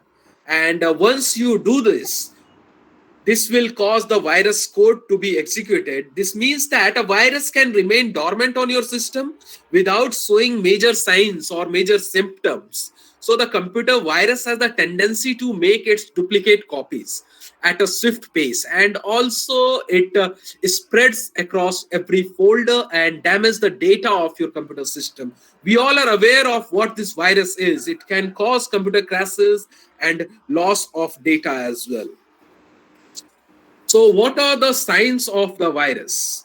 What are the signs of a computer virus? First one is the frequent pop-up windows. You will be seeing frequent pop-up windows, and these pop-ups might encourage you to visit some unusual sites, or they might prod you to download the antivirus or other software programs. And also mass emails being sent from your email account is another sign of a virus. A criminal may take control of your account and send emails in your name from another infected computer. Also, you can experience frequent crashes, unusually slow computer performance, or unknown programs that start up when you turn on your computer. You might become aware of the unfamiliar programs when you start your computer, or you might notice it by checking your computer's list of the active applications. So these are some of the signs of the viruses. And so how does these virus actually affect? So these affect by downloading files from the internet, or while removing of media or the drives, or you can infect your system via when you insert some pen drive that is affected, or through email attachments or through unpatched software and services. So these are some of the ways the virus actually affect, and there are several preventive measures as well, which we all, as a computer science expert, we all actually know what are the preventive measures. So I'll just run through these measures, like installation of effective antivirus software, patching up the operating system, patching up the client software, putting highly secured passwords, or the use of the firewalls. So some of these concepts like firewall and other things we'll be discussing again. And these antivirus and other things we are, and highly secured passwords, we are all aware of this thing. So another thing is the worm. Like what is a worm? It is an independent program that replicates itself and sends copies from computer to computer across network connections. There is a misconception that virus and worm is the same thing. Some will say that these are same, some will say no, there lies the difference. So here in this slide and in the next one, we'll be saying what actually is the difference between the virus and the worm. So worm has the ability to operate autonomously. What does this mean? These operate autonomously means they do not need any host file or hijack code on the host computer. Upon arrival, they can be activated to replicate.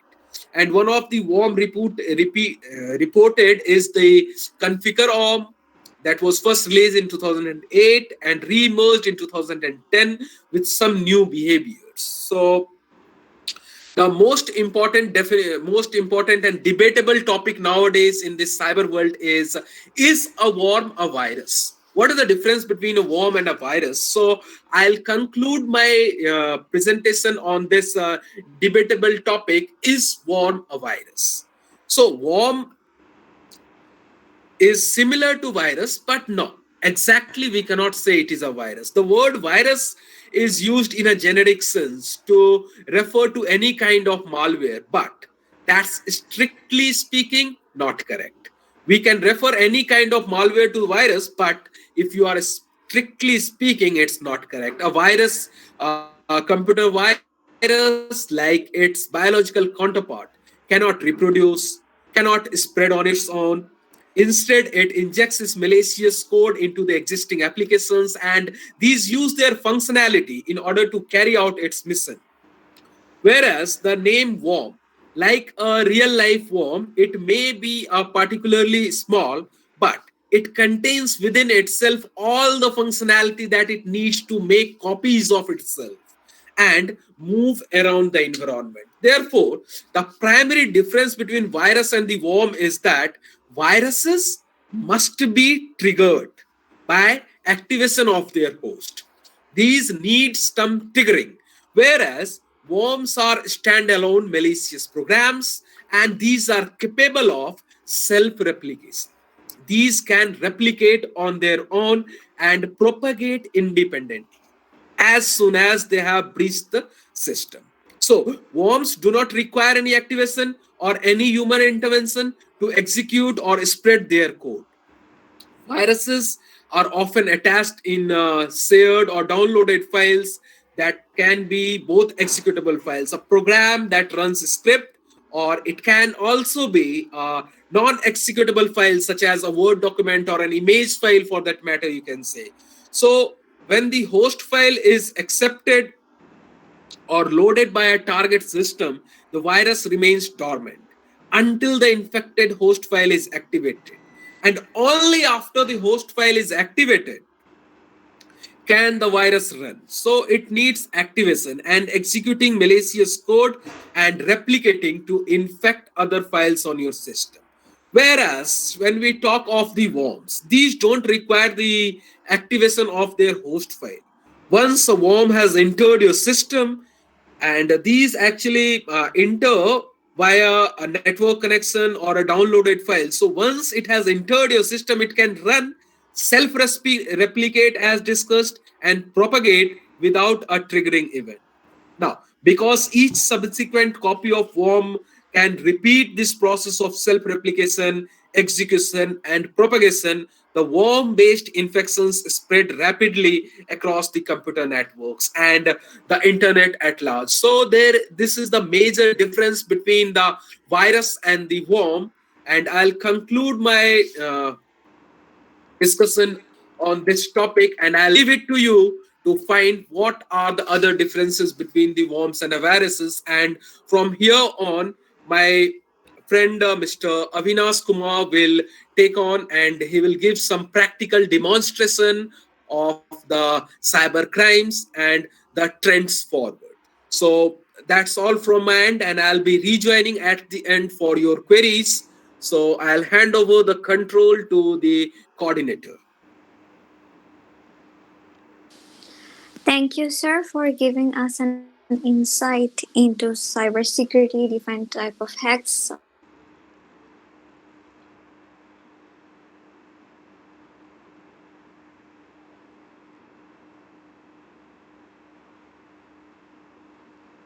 School of Engineering and Technology. He has completed his master's in De Montfort University, United Kingdom. He has worked as research assistant in United Kingdom on IoT security over Cloud Foundry, taking content-centric networking as medium of communication.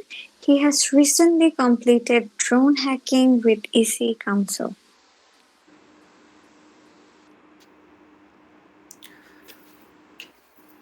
Thank you, Miss Lisa, and thank you all. And I would like to thank this organizing committee for providing such opportunity to youngsters like me. So, without delay, I would like to proceed with some of the deepest part of the cybersecurity, and I would like to share my screen.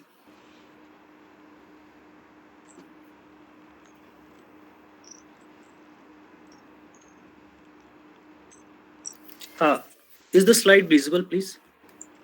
Yes, sir. Yes, sir. So, as everyone has said earlier about virus and worms and everything, right? So, I would like to wrap up the things which are very generic in nature, and we'll move on to the more specific areas, right? So, now continuing this logic bomb, okay, this is the thing that we are interested in moving everything in advance. Like we put everything, our meetings on Google Meet on times, right? So this is something that triggers with a certain time. So it's like the coding which we do with a time as a constraint, or calendar we can say as a constraint. That is the main philosophy behind this logic bomb. Neither time bomb is similar, only the here we consider the time as a parameter, and in logic bomb we consider various activities. Like no, if the software is not paid, like we are more interested in using cracked version of the softwares. So this is basically the intention is good behind this logic bomb, right? The company try to figure out that who are the people who are trying to do this malicious activity as discussed in the cybercrime events, right? So now the most wonderful thing that we are going to head, we are now is the botnet. Now here I would say we are coming in the deep sense of cybersecurity. We are in the world where the encryption and decryption is the master and keystroke to all these events, right? Whatever the attacks we are taking with, it's a denial of service attack, it's a MIMTM attack. The most deadliest ones, I would suggest is the botnet. The botnet is nothing, it's a malicious code like a ransomware and malware. We will head towards malware and ransomware in the process. So botnet is basically what? It's something like if I say there are 5 peoples, right? And I will assign these 5 people different tasks so that I can enter a certain room very specifically. Let's say suppose there are 5 thieves, right? And the one is the master and who know how to break the lockers inside that room. The rest 5 people know how to break the one is assigned to break the door, one is assigned to break the windows. So in this way, these are the small bots. These are the small codes in the sense of the computing. One is infecting the network, one is infecting the computer system, one is infecting the antivirus, and one third is trying to install the rat. So once everything is done, the malware comes into picture and it start attacking the main thing. Okay, so this is what the really happens when the botnet occurs. The botnets are the smaller program. They are the front-end warriors, you can say, for a hacker. Okay. Now, as everyone has explained this term spam. So the question arises is that why we are infected with this spam, right? Though we have antiviruses, then why still the spam is there? So spam is something that we as a user allow it to enter into our system. That is the spam. Okay, it comes as a counterfeit, or it comes in the form of a disguise. It comes in the form of pictures, attachment, file, macros, PDF, everything. So a spam comes in the form of these hidden treasures, right? So it's very important to look at the URL and to look at the email extension. Sometime you will hear there is an extension called, let's say, cisco@gmail.com. So it's noticeable that Cisco won't come earlier. It will come after an ad, right? So this is the thing that we need to focus. Now, as he has already, sir, has discussed this adware, something that seems very genuine, and it's like lottery system, okay, and you will get lot of thing, the pop-ups. So these still generally arises when we are not having licensed version of the antiviruses, right? So now moving ahead to this spyware, okay, and the most, as discussed earlier, I would suggest the keylogger is the most master stroke thing. Like the keylogger is the root cause of every rat. Rat is something which we say remote access Trojan. So as discussed, Trojan is something that hides its real intentions, right? If it's like a person who is having its intention hidden inside it. So Trojan does the same thing. So this rat are basically very deadly thing, right? So how these rats are introduced is by our WhatsApps, right? By our Facebooks, when the things fails to filter it with the proper media, right? So many of us having one sometime when we use WhatsApp and everything, we are bombarded with a lot of malware. Why it happens is that if a person clicks on it, it entirely allowing it that, okay, I'm triggering you, like has been said before, that the code of the virus needs a trigger, right? It needs a click event. So what we are doing is when we put on a click, it is automatically spread to all our contacts, right? So this is the thing, this is the code that works inside a Trojan or this malware thing, right? Now the problem is that, okay, these are arising, like the Trojan has been in this era of cyber, or in the era of security, from very long time, but it is now modifying itself. How it is modifying itself? Now it's coming as a keylogger. Keylogger means what? It is able to identify all your keystroke, right? All your keystroke, whatever you are doing, right? So I would say, like most of you might heard this famous ransomware attack, right? WannaCry attack. Okay, so WannaCry attack was led by a group of hackers. Okay, so what they did, that they exploited the Windows vulnerability, and which were the Windows? That was Windows 7, 8.1, and the earlier version of Windows 10, right? And what they did, this, when we say ransomware, there are two kinds, right? A ransomware is two kinds. One is intended in locking your system, right? One is intended in locking your important files. Okay, so mostly ransomware nowadays are coming that they have intention to get some money, and how they get money is the form of cryptocurrencies. It could be asked either in the form of Bitcoin, like we have like various other cryptocurrencies also, like Mojito is there, like, so these are the thing that we are in this world, like ransomware and this malware, they are like brothers and sisters. They go hand in hand with each other. One has the intention to encrypt, and ransomware has the intention to encrypt and ask for the money, right? So the thing is that now this ransomware attack is becoming more and more in the industries, and it has been in decades also, but it didn't get that much attention. Like the reason was, earlier it was not asking for money within a stipulated time. Stipulated time means what? Now, like when you go to your banking website, right, and you go and log in, your payment gateways comes into picture, then you have limited session, right? You have limited session. Within that limited session, you have to pay the thing, or you have to make the transaction, right? So now the ransomware using the same concept. They are giving you limited time to pay the money, and if you don't pay it, they are encrypting the whole database, or you can say the whole resources you are having, right? So this is what, and WannaCry did the same thing. And when we say WannaCry, we are not saying only ransomware. We are saying that a thing that has attacked not only the corporate, it has attacked the health of a person, right? How it has attacked the NHS, National Healthcare System, right, of UK. Most of the European countries got attacked with this thing. So what we are trying to address here is that now the hacking has not been limited to the corporate. Now, for money gain, for everything, now they are moving ahead towards the human, unhuman thing also, right? So they are like these hospitals. So they put down everything, pen and paper, the whole system that was based on like this thing, like all thing was digital, everything was running. You can see the incidents of how this was malware byte captured this event of how the ransomware spread it very fast within a 5 days, right? So this was the most deadliest thing in the era of ransomware attack, right? It happened in 2017. All the things that were there were encrypted, and see how it started infecting the whole world, not a country.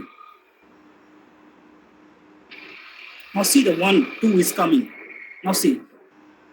So this is how they have very much epidemic nature. The ransomware has very epidemic nature. When talking to this ransomware, they spread very fast, they proliferate very fast. Why? Because they have the nature of viruses. Means once you have triggered them, they will replicate, they will store rat at the back door, that is commonly called as backdoor. So everything comes into the picture at a one time, right? So this is the deadliest thing about this thing, this ransomware, right? So this is the most deadly thing that ransom does with us, right? It encrypts our data. So here I would say like this is what I have done, the real hacking on the exploit that was available at that time. Means what actually had happened internally, right? How the Windows version was hacked during that time, and we call it as an eternal blue. The CV has been named, right? So this is what I have performed.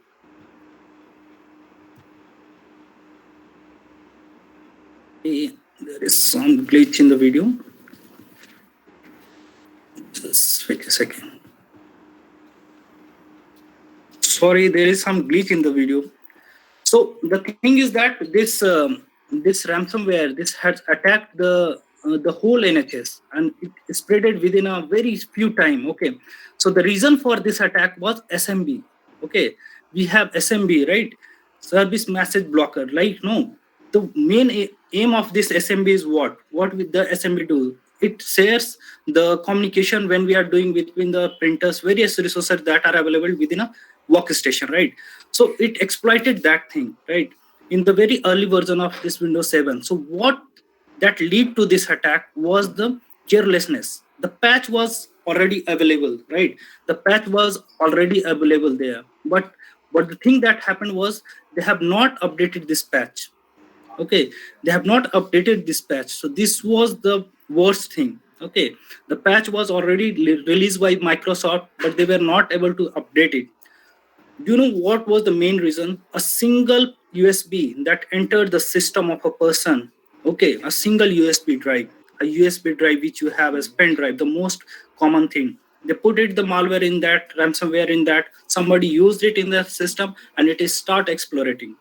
So here comes a very important take that every organization, whether it's an education, whether it's a corporate, whether it's a health organization, we should have one system that should be standalone within the InfoSec community. And if the employee finds something unusual, even if the pen drive seems that, if you are an employee and you found that the pen drive is in lift or somewhere in the parking area, you should never insert it in the main system.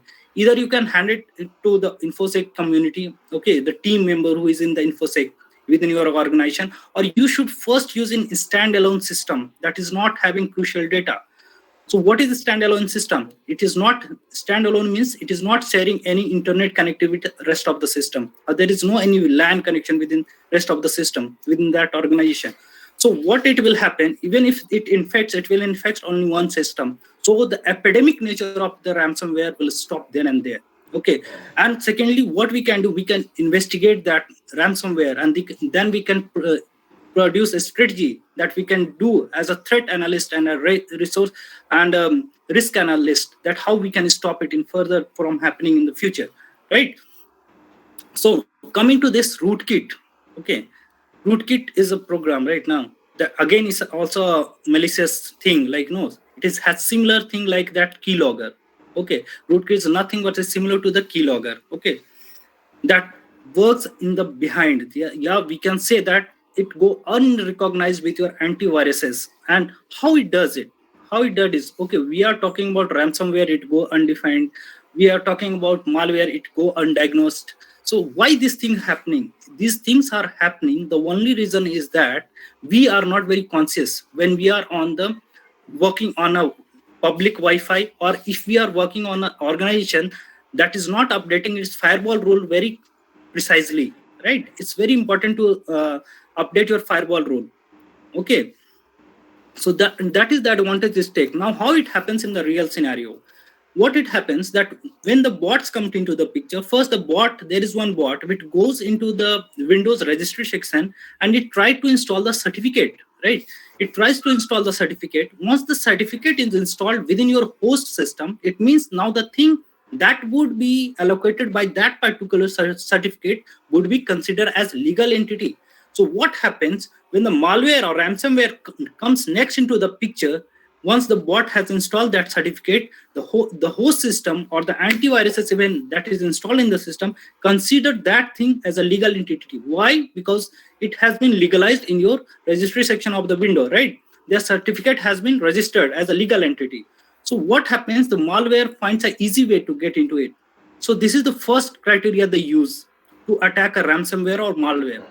Now the second criteria what they use is to like send these spam mail or the attachment, like no, with those extensions that are not there in the domains of the ransomware or malware. Like we have virus total, right, which is having a huge amount of data related to ransomware and this malware family. Like we have every family, both family, Loki and the crypto ransomware, both are there. Various samples, you can use it to like expertise yourself in reverse engineering, right?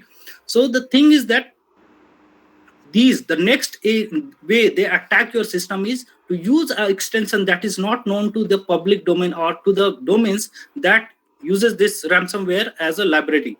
So what happens when it comes into some unknown extension, the antivirus is not able to find out that whether these extensions are being restricted or not. So they allow this ransomware and malware to get into and penetrate into your system very legally, very smoothly. And once they penetrate into the system, the most of the advanced ransomware nowadays are what they are trying to do is they are trying to create a backdoor, persistent threat. Means they want to make a continuous connection. So why this continuous connection? What is the significance? Okay, that we will discuss later. Now, coming to this interesting Stuxnet attack that happened on Iranian power plant. Okay, this is the thing that happened in real.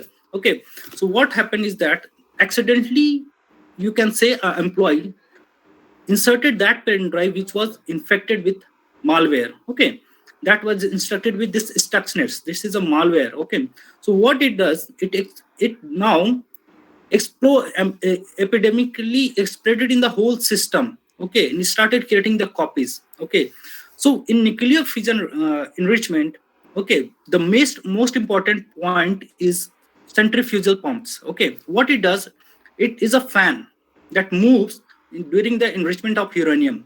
So what this does, this Stuxnet did is that it showed that on the screen it showed that the everything is fine on the screen. The everything who were observing all this thing, they find that okay, the movement of the fan, everything is good, fine. But at the back end, what it was doing, it was physically damaging with the programs and slowing down the speed of that centrifugal pump fan. Okay, and what it did, it gradually slow down the speed so much that the uranium enrichment stopped then and there, right? And they were not able to identify it. This attack took from very long time, right? It took a very long time, 4 to 5 days. This attack took place, and okay, and it completely devastated this Iranian nuclear power plant program, and they were at a huge loss. Okay, so the thing, that good thing that here was, I know it sounds a weird, like absurd, that why I'm saying a good thing. The good thing was that this intention of this malware or this Stuxnet was to stop this enrichment,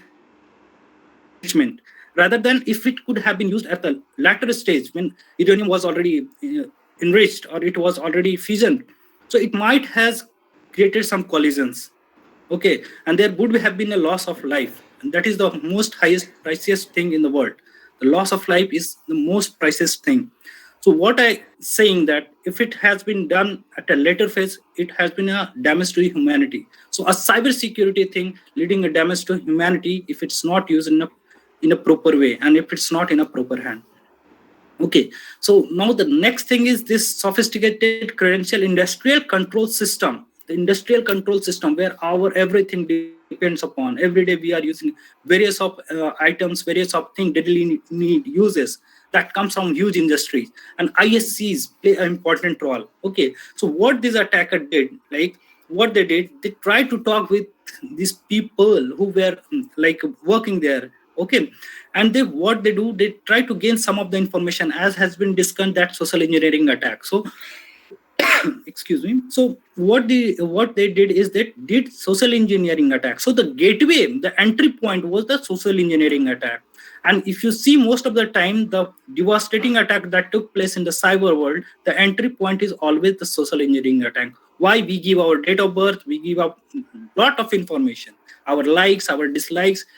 Okay, so these are enough to reset your passwords, right? If you have your birthday declared and your likes declared, unless until you are on the two-factor authentication, these could be used to reset your passwords. Okay, so what happened, they gained some of the information.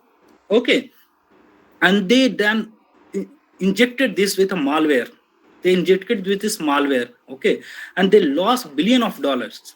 It was almost closed for 12 to 18 months. You can imagine a company, a huge company is closed for 12 to 18 months. It will go on bankruptcy unless it has a government support. Okay, so what it comes is the loss of life. The people who are working there, it may damage their life also, because there are heavy machineries. If they start working in a improper manner, abnormal manner, it would lead to loss of life, right?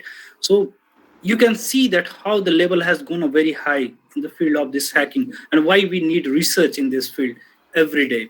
So like hardware supply chain attacks. So this is the most common thing that is happening in most of the country. Reason is that these companies are the backbone of industries. Okay, these goods go to various people like the agencies from the main industry using this supply chain mechanism. And what do these guys do? They try to infect these system by having these proper conversations against social engineering attack, and then performing it at the back end. Okay, inflating and injecting with their own malicious code in the form of, it could be in the form of like a device, or it could be in the form of information, right? Like, why we saying information? It could be a thing that the guy has given a QR code on this particular supply chain box, and that QR code, when you scan it, your main system is getting hacked, right? That is the concept we use at a dumpster diving in the field of hacking, right? So now when it comes to these attacks, now we are moving ahead to this, why, how to secure it, right? How to secure the system. Now there are a lot of talks, like we are getting confused that, okay, not to use this, not to use it. So what is the main thing? So the main thing I would say is not that you have to update the software, you have to don't use this thing. The main thing is that you should be disciplined with your updates. You should be disciplined with your host system.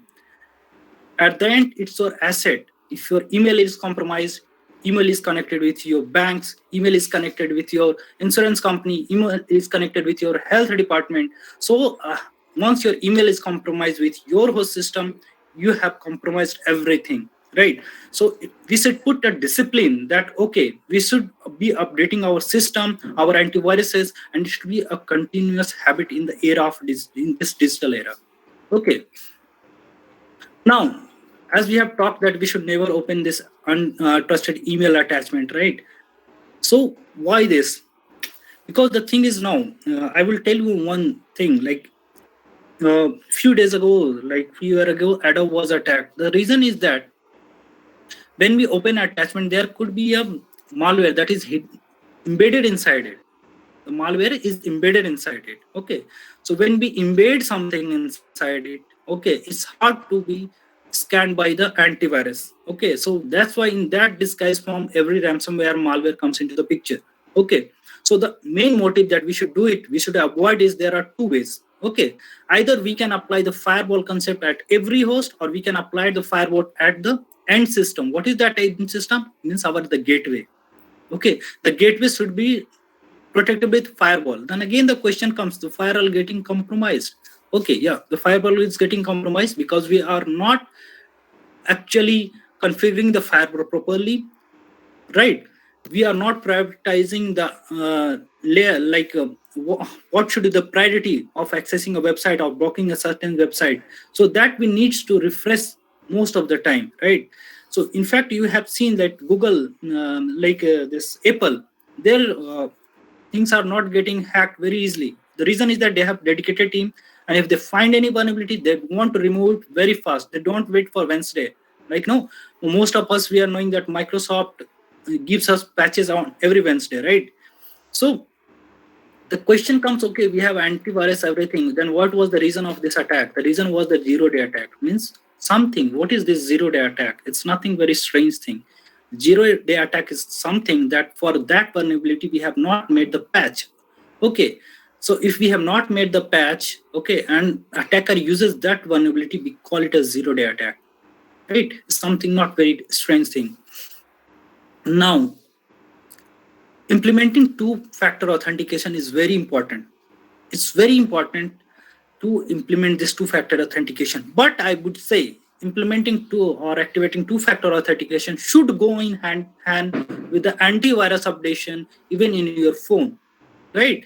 Because if a rat enters into your this system, it goes undetected, and this OTP could be redirected on the concept of worm, that it could be, or spam, that it could be redirected to another mobile, and consequently the hacker can see that OTP, right? So this is how we do, like in the hacking world, this is done. Okay, so it's very important not to only update your two-factor authentication. It's very important that you should also update your antiviruses, and never have this tendency to go for pirated thing, right? Use the cracked version. Okay, so I have talked with these things. Okay, now what I will do, like, there are few things that coming into picture. This is the cloud vulnerability that is coming into picture, and the most advanced thing, that is AI enhanced cyber threats. As we have seen previously, there is a one deepfake attack, right? So that deepfake attack was the reason for this AI enhanced cyber threat. So what is this? A hacker trains the system for the vulnerability that could be found in particular server, and based on that attack, an attacker can program using Python code or Perl script, right? And then he can send this code, and that code could be very smart because it has gained the training of certain data set.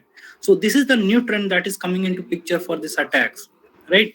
Now the next is fuzzing. Fuzzing, as in research and in industry, we used to find out this vulnerability or bug within the system. Now the same concept they can use to find out the vulnerability in the target system. It can be used by the hacker, right? Then this again, machine learning poisoning is nothing. The same SQL injection which we do, right? Which we do in the header of some website. The same thing we train over the system. So instead, when I'm doing it manually, the SQL I can attack one website. Using machine learning, I can attack multiple websites at a similar time. Okay, so these are the thing, and see how it affect. The result is affected this much. Okay, so it means what it has consequences, like if there is a system that is a radar system that has been machine poisoned. So instead of identifying the enemy plane as a proper thing that it needs to send the signal, it is not able to identify whether it's an enemy plane or not, right? So this is what the poisoning of the system, right? So I end up here, and I think I went a little bit fast because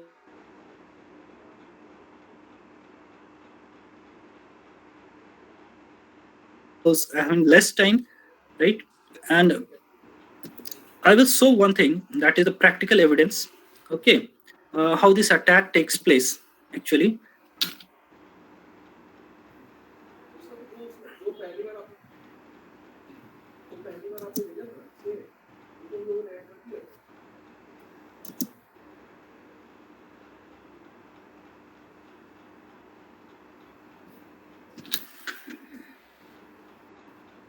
So currently there is some issue with the technical issue with this thing. So this is what I am going to end up here.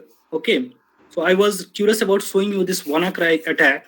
Okay, so let's wind up here and go for the question hours. Okay, if you have any queries, you can be free to ask any questions on any field of cybersecurity. Okay.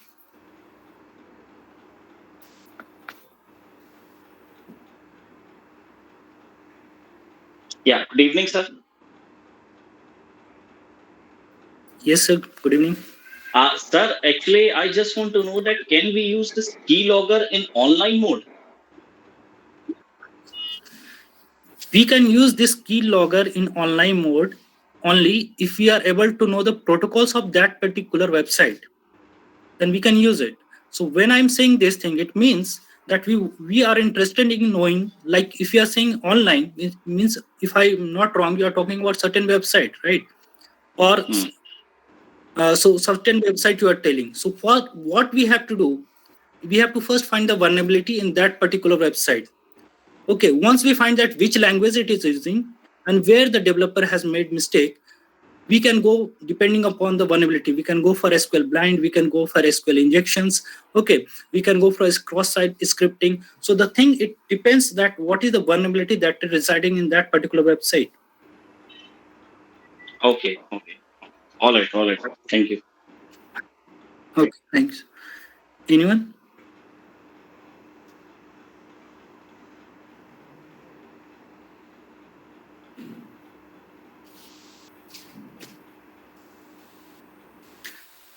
So if anyone interested can ask the question. Rest is done from my side.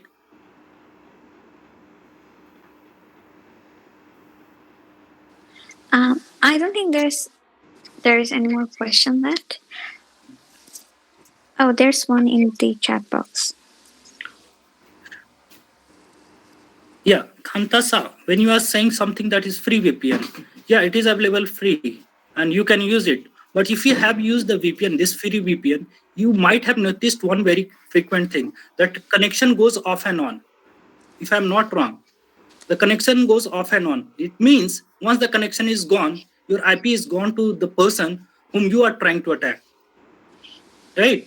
And if the VPN says that, okay, you can use free VPN, but you have to attach a credit card that once the free term ends, now you can use it, then that would be assured that it won't affect your identification.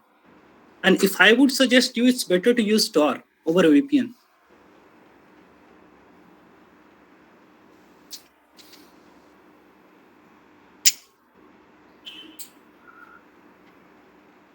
Anyone?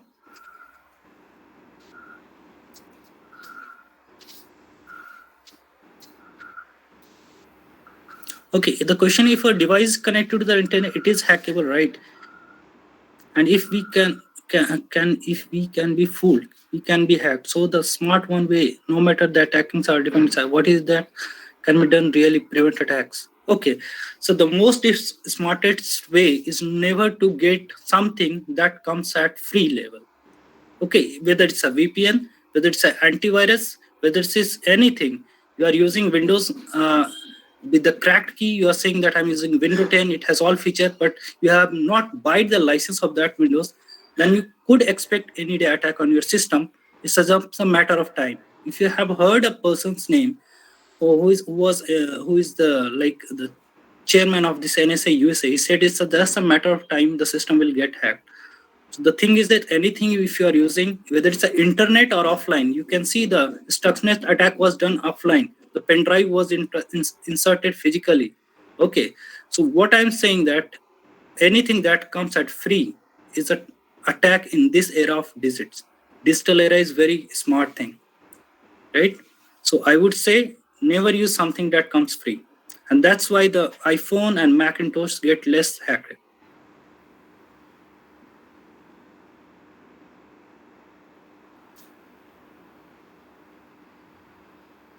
Okay, you are saying HTTP.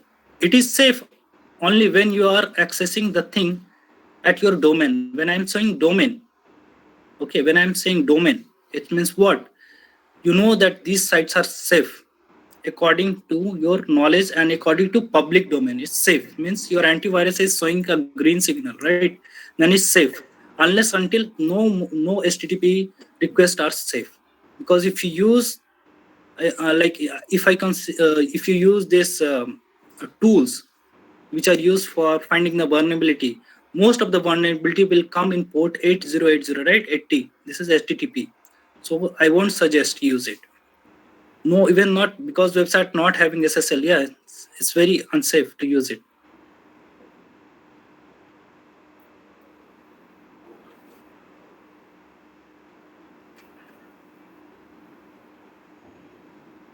Thank you, sir.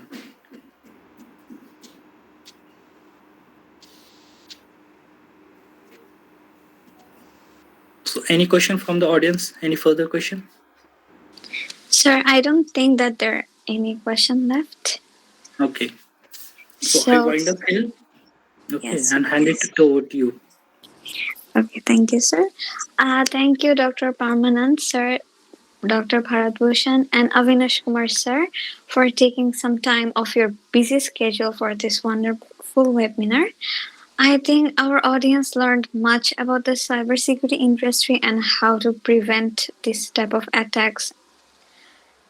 And thank you everyone for joining this session. That's all for today. Assalamualaikum.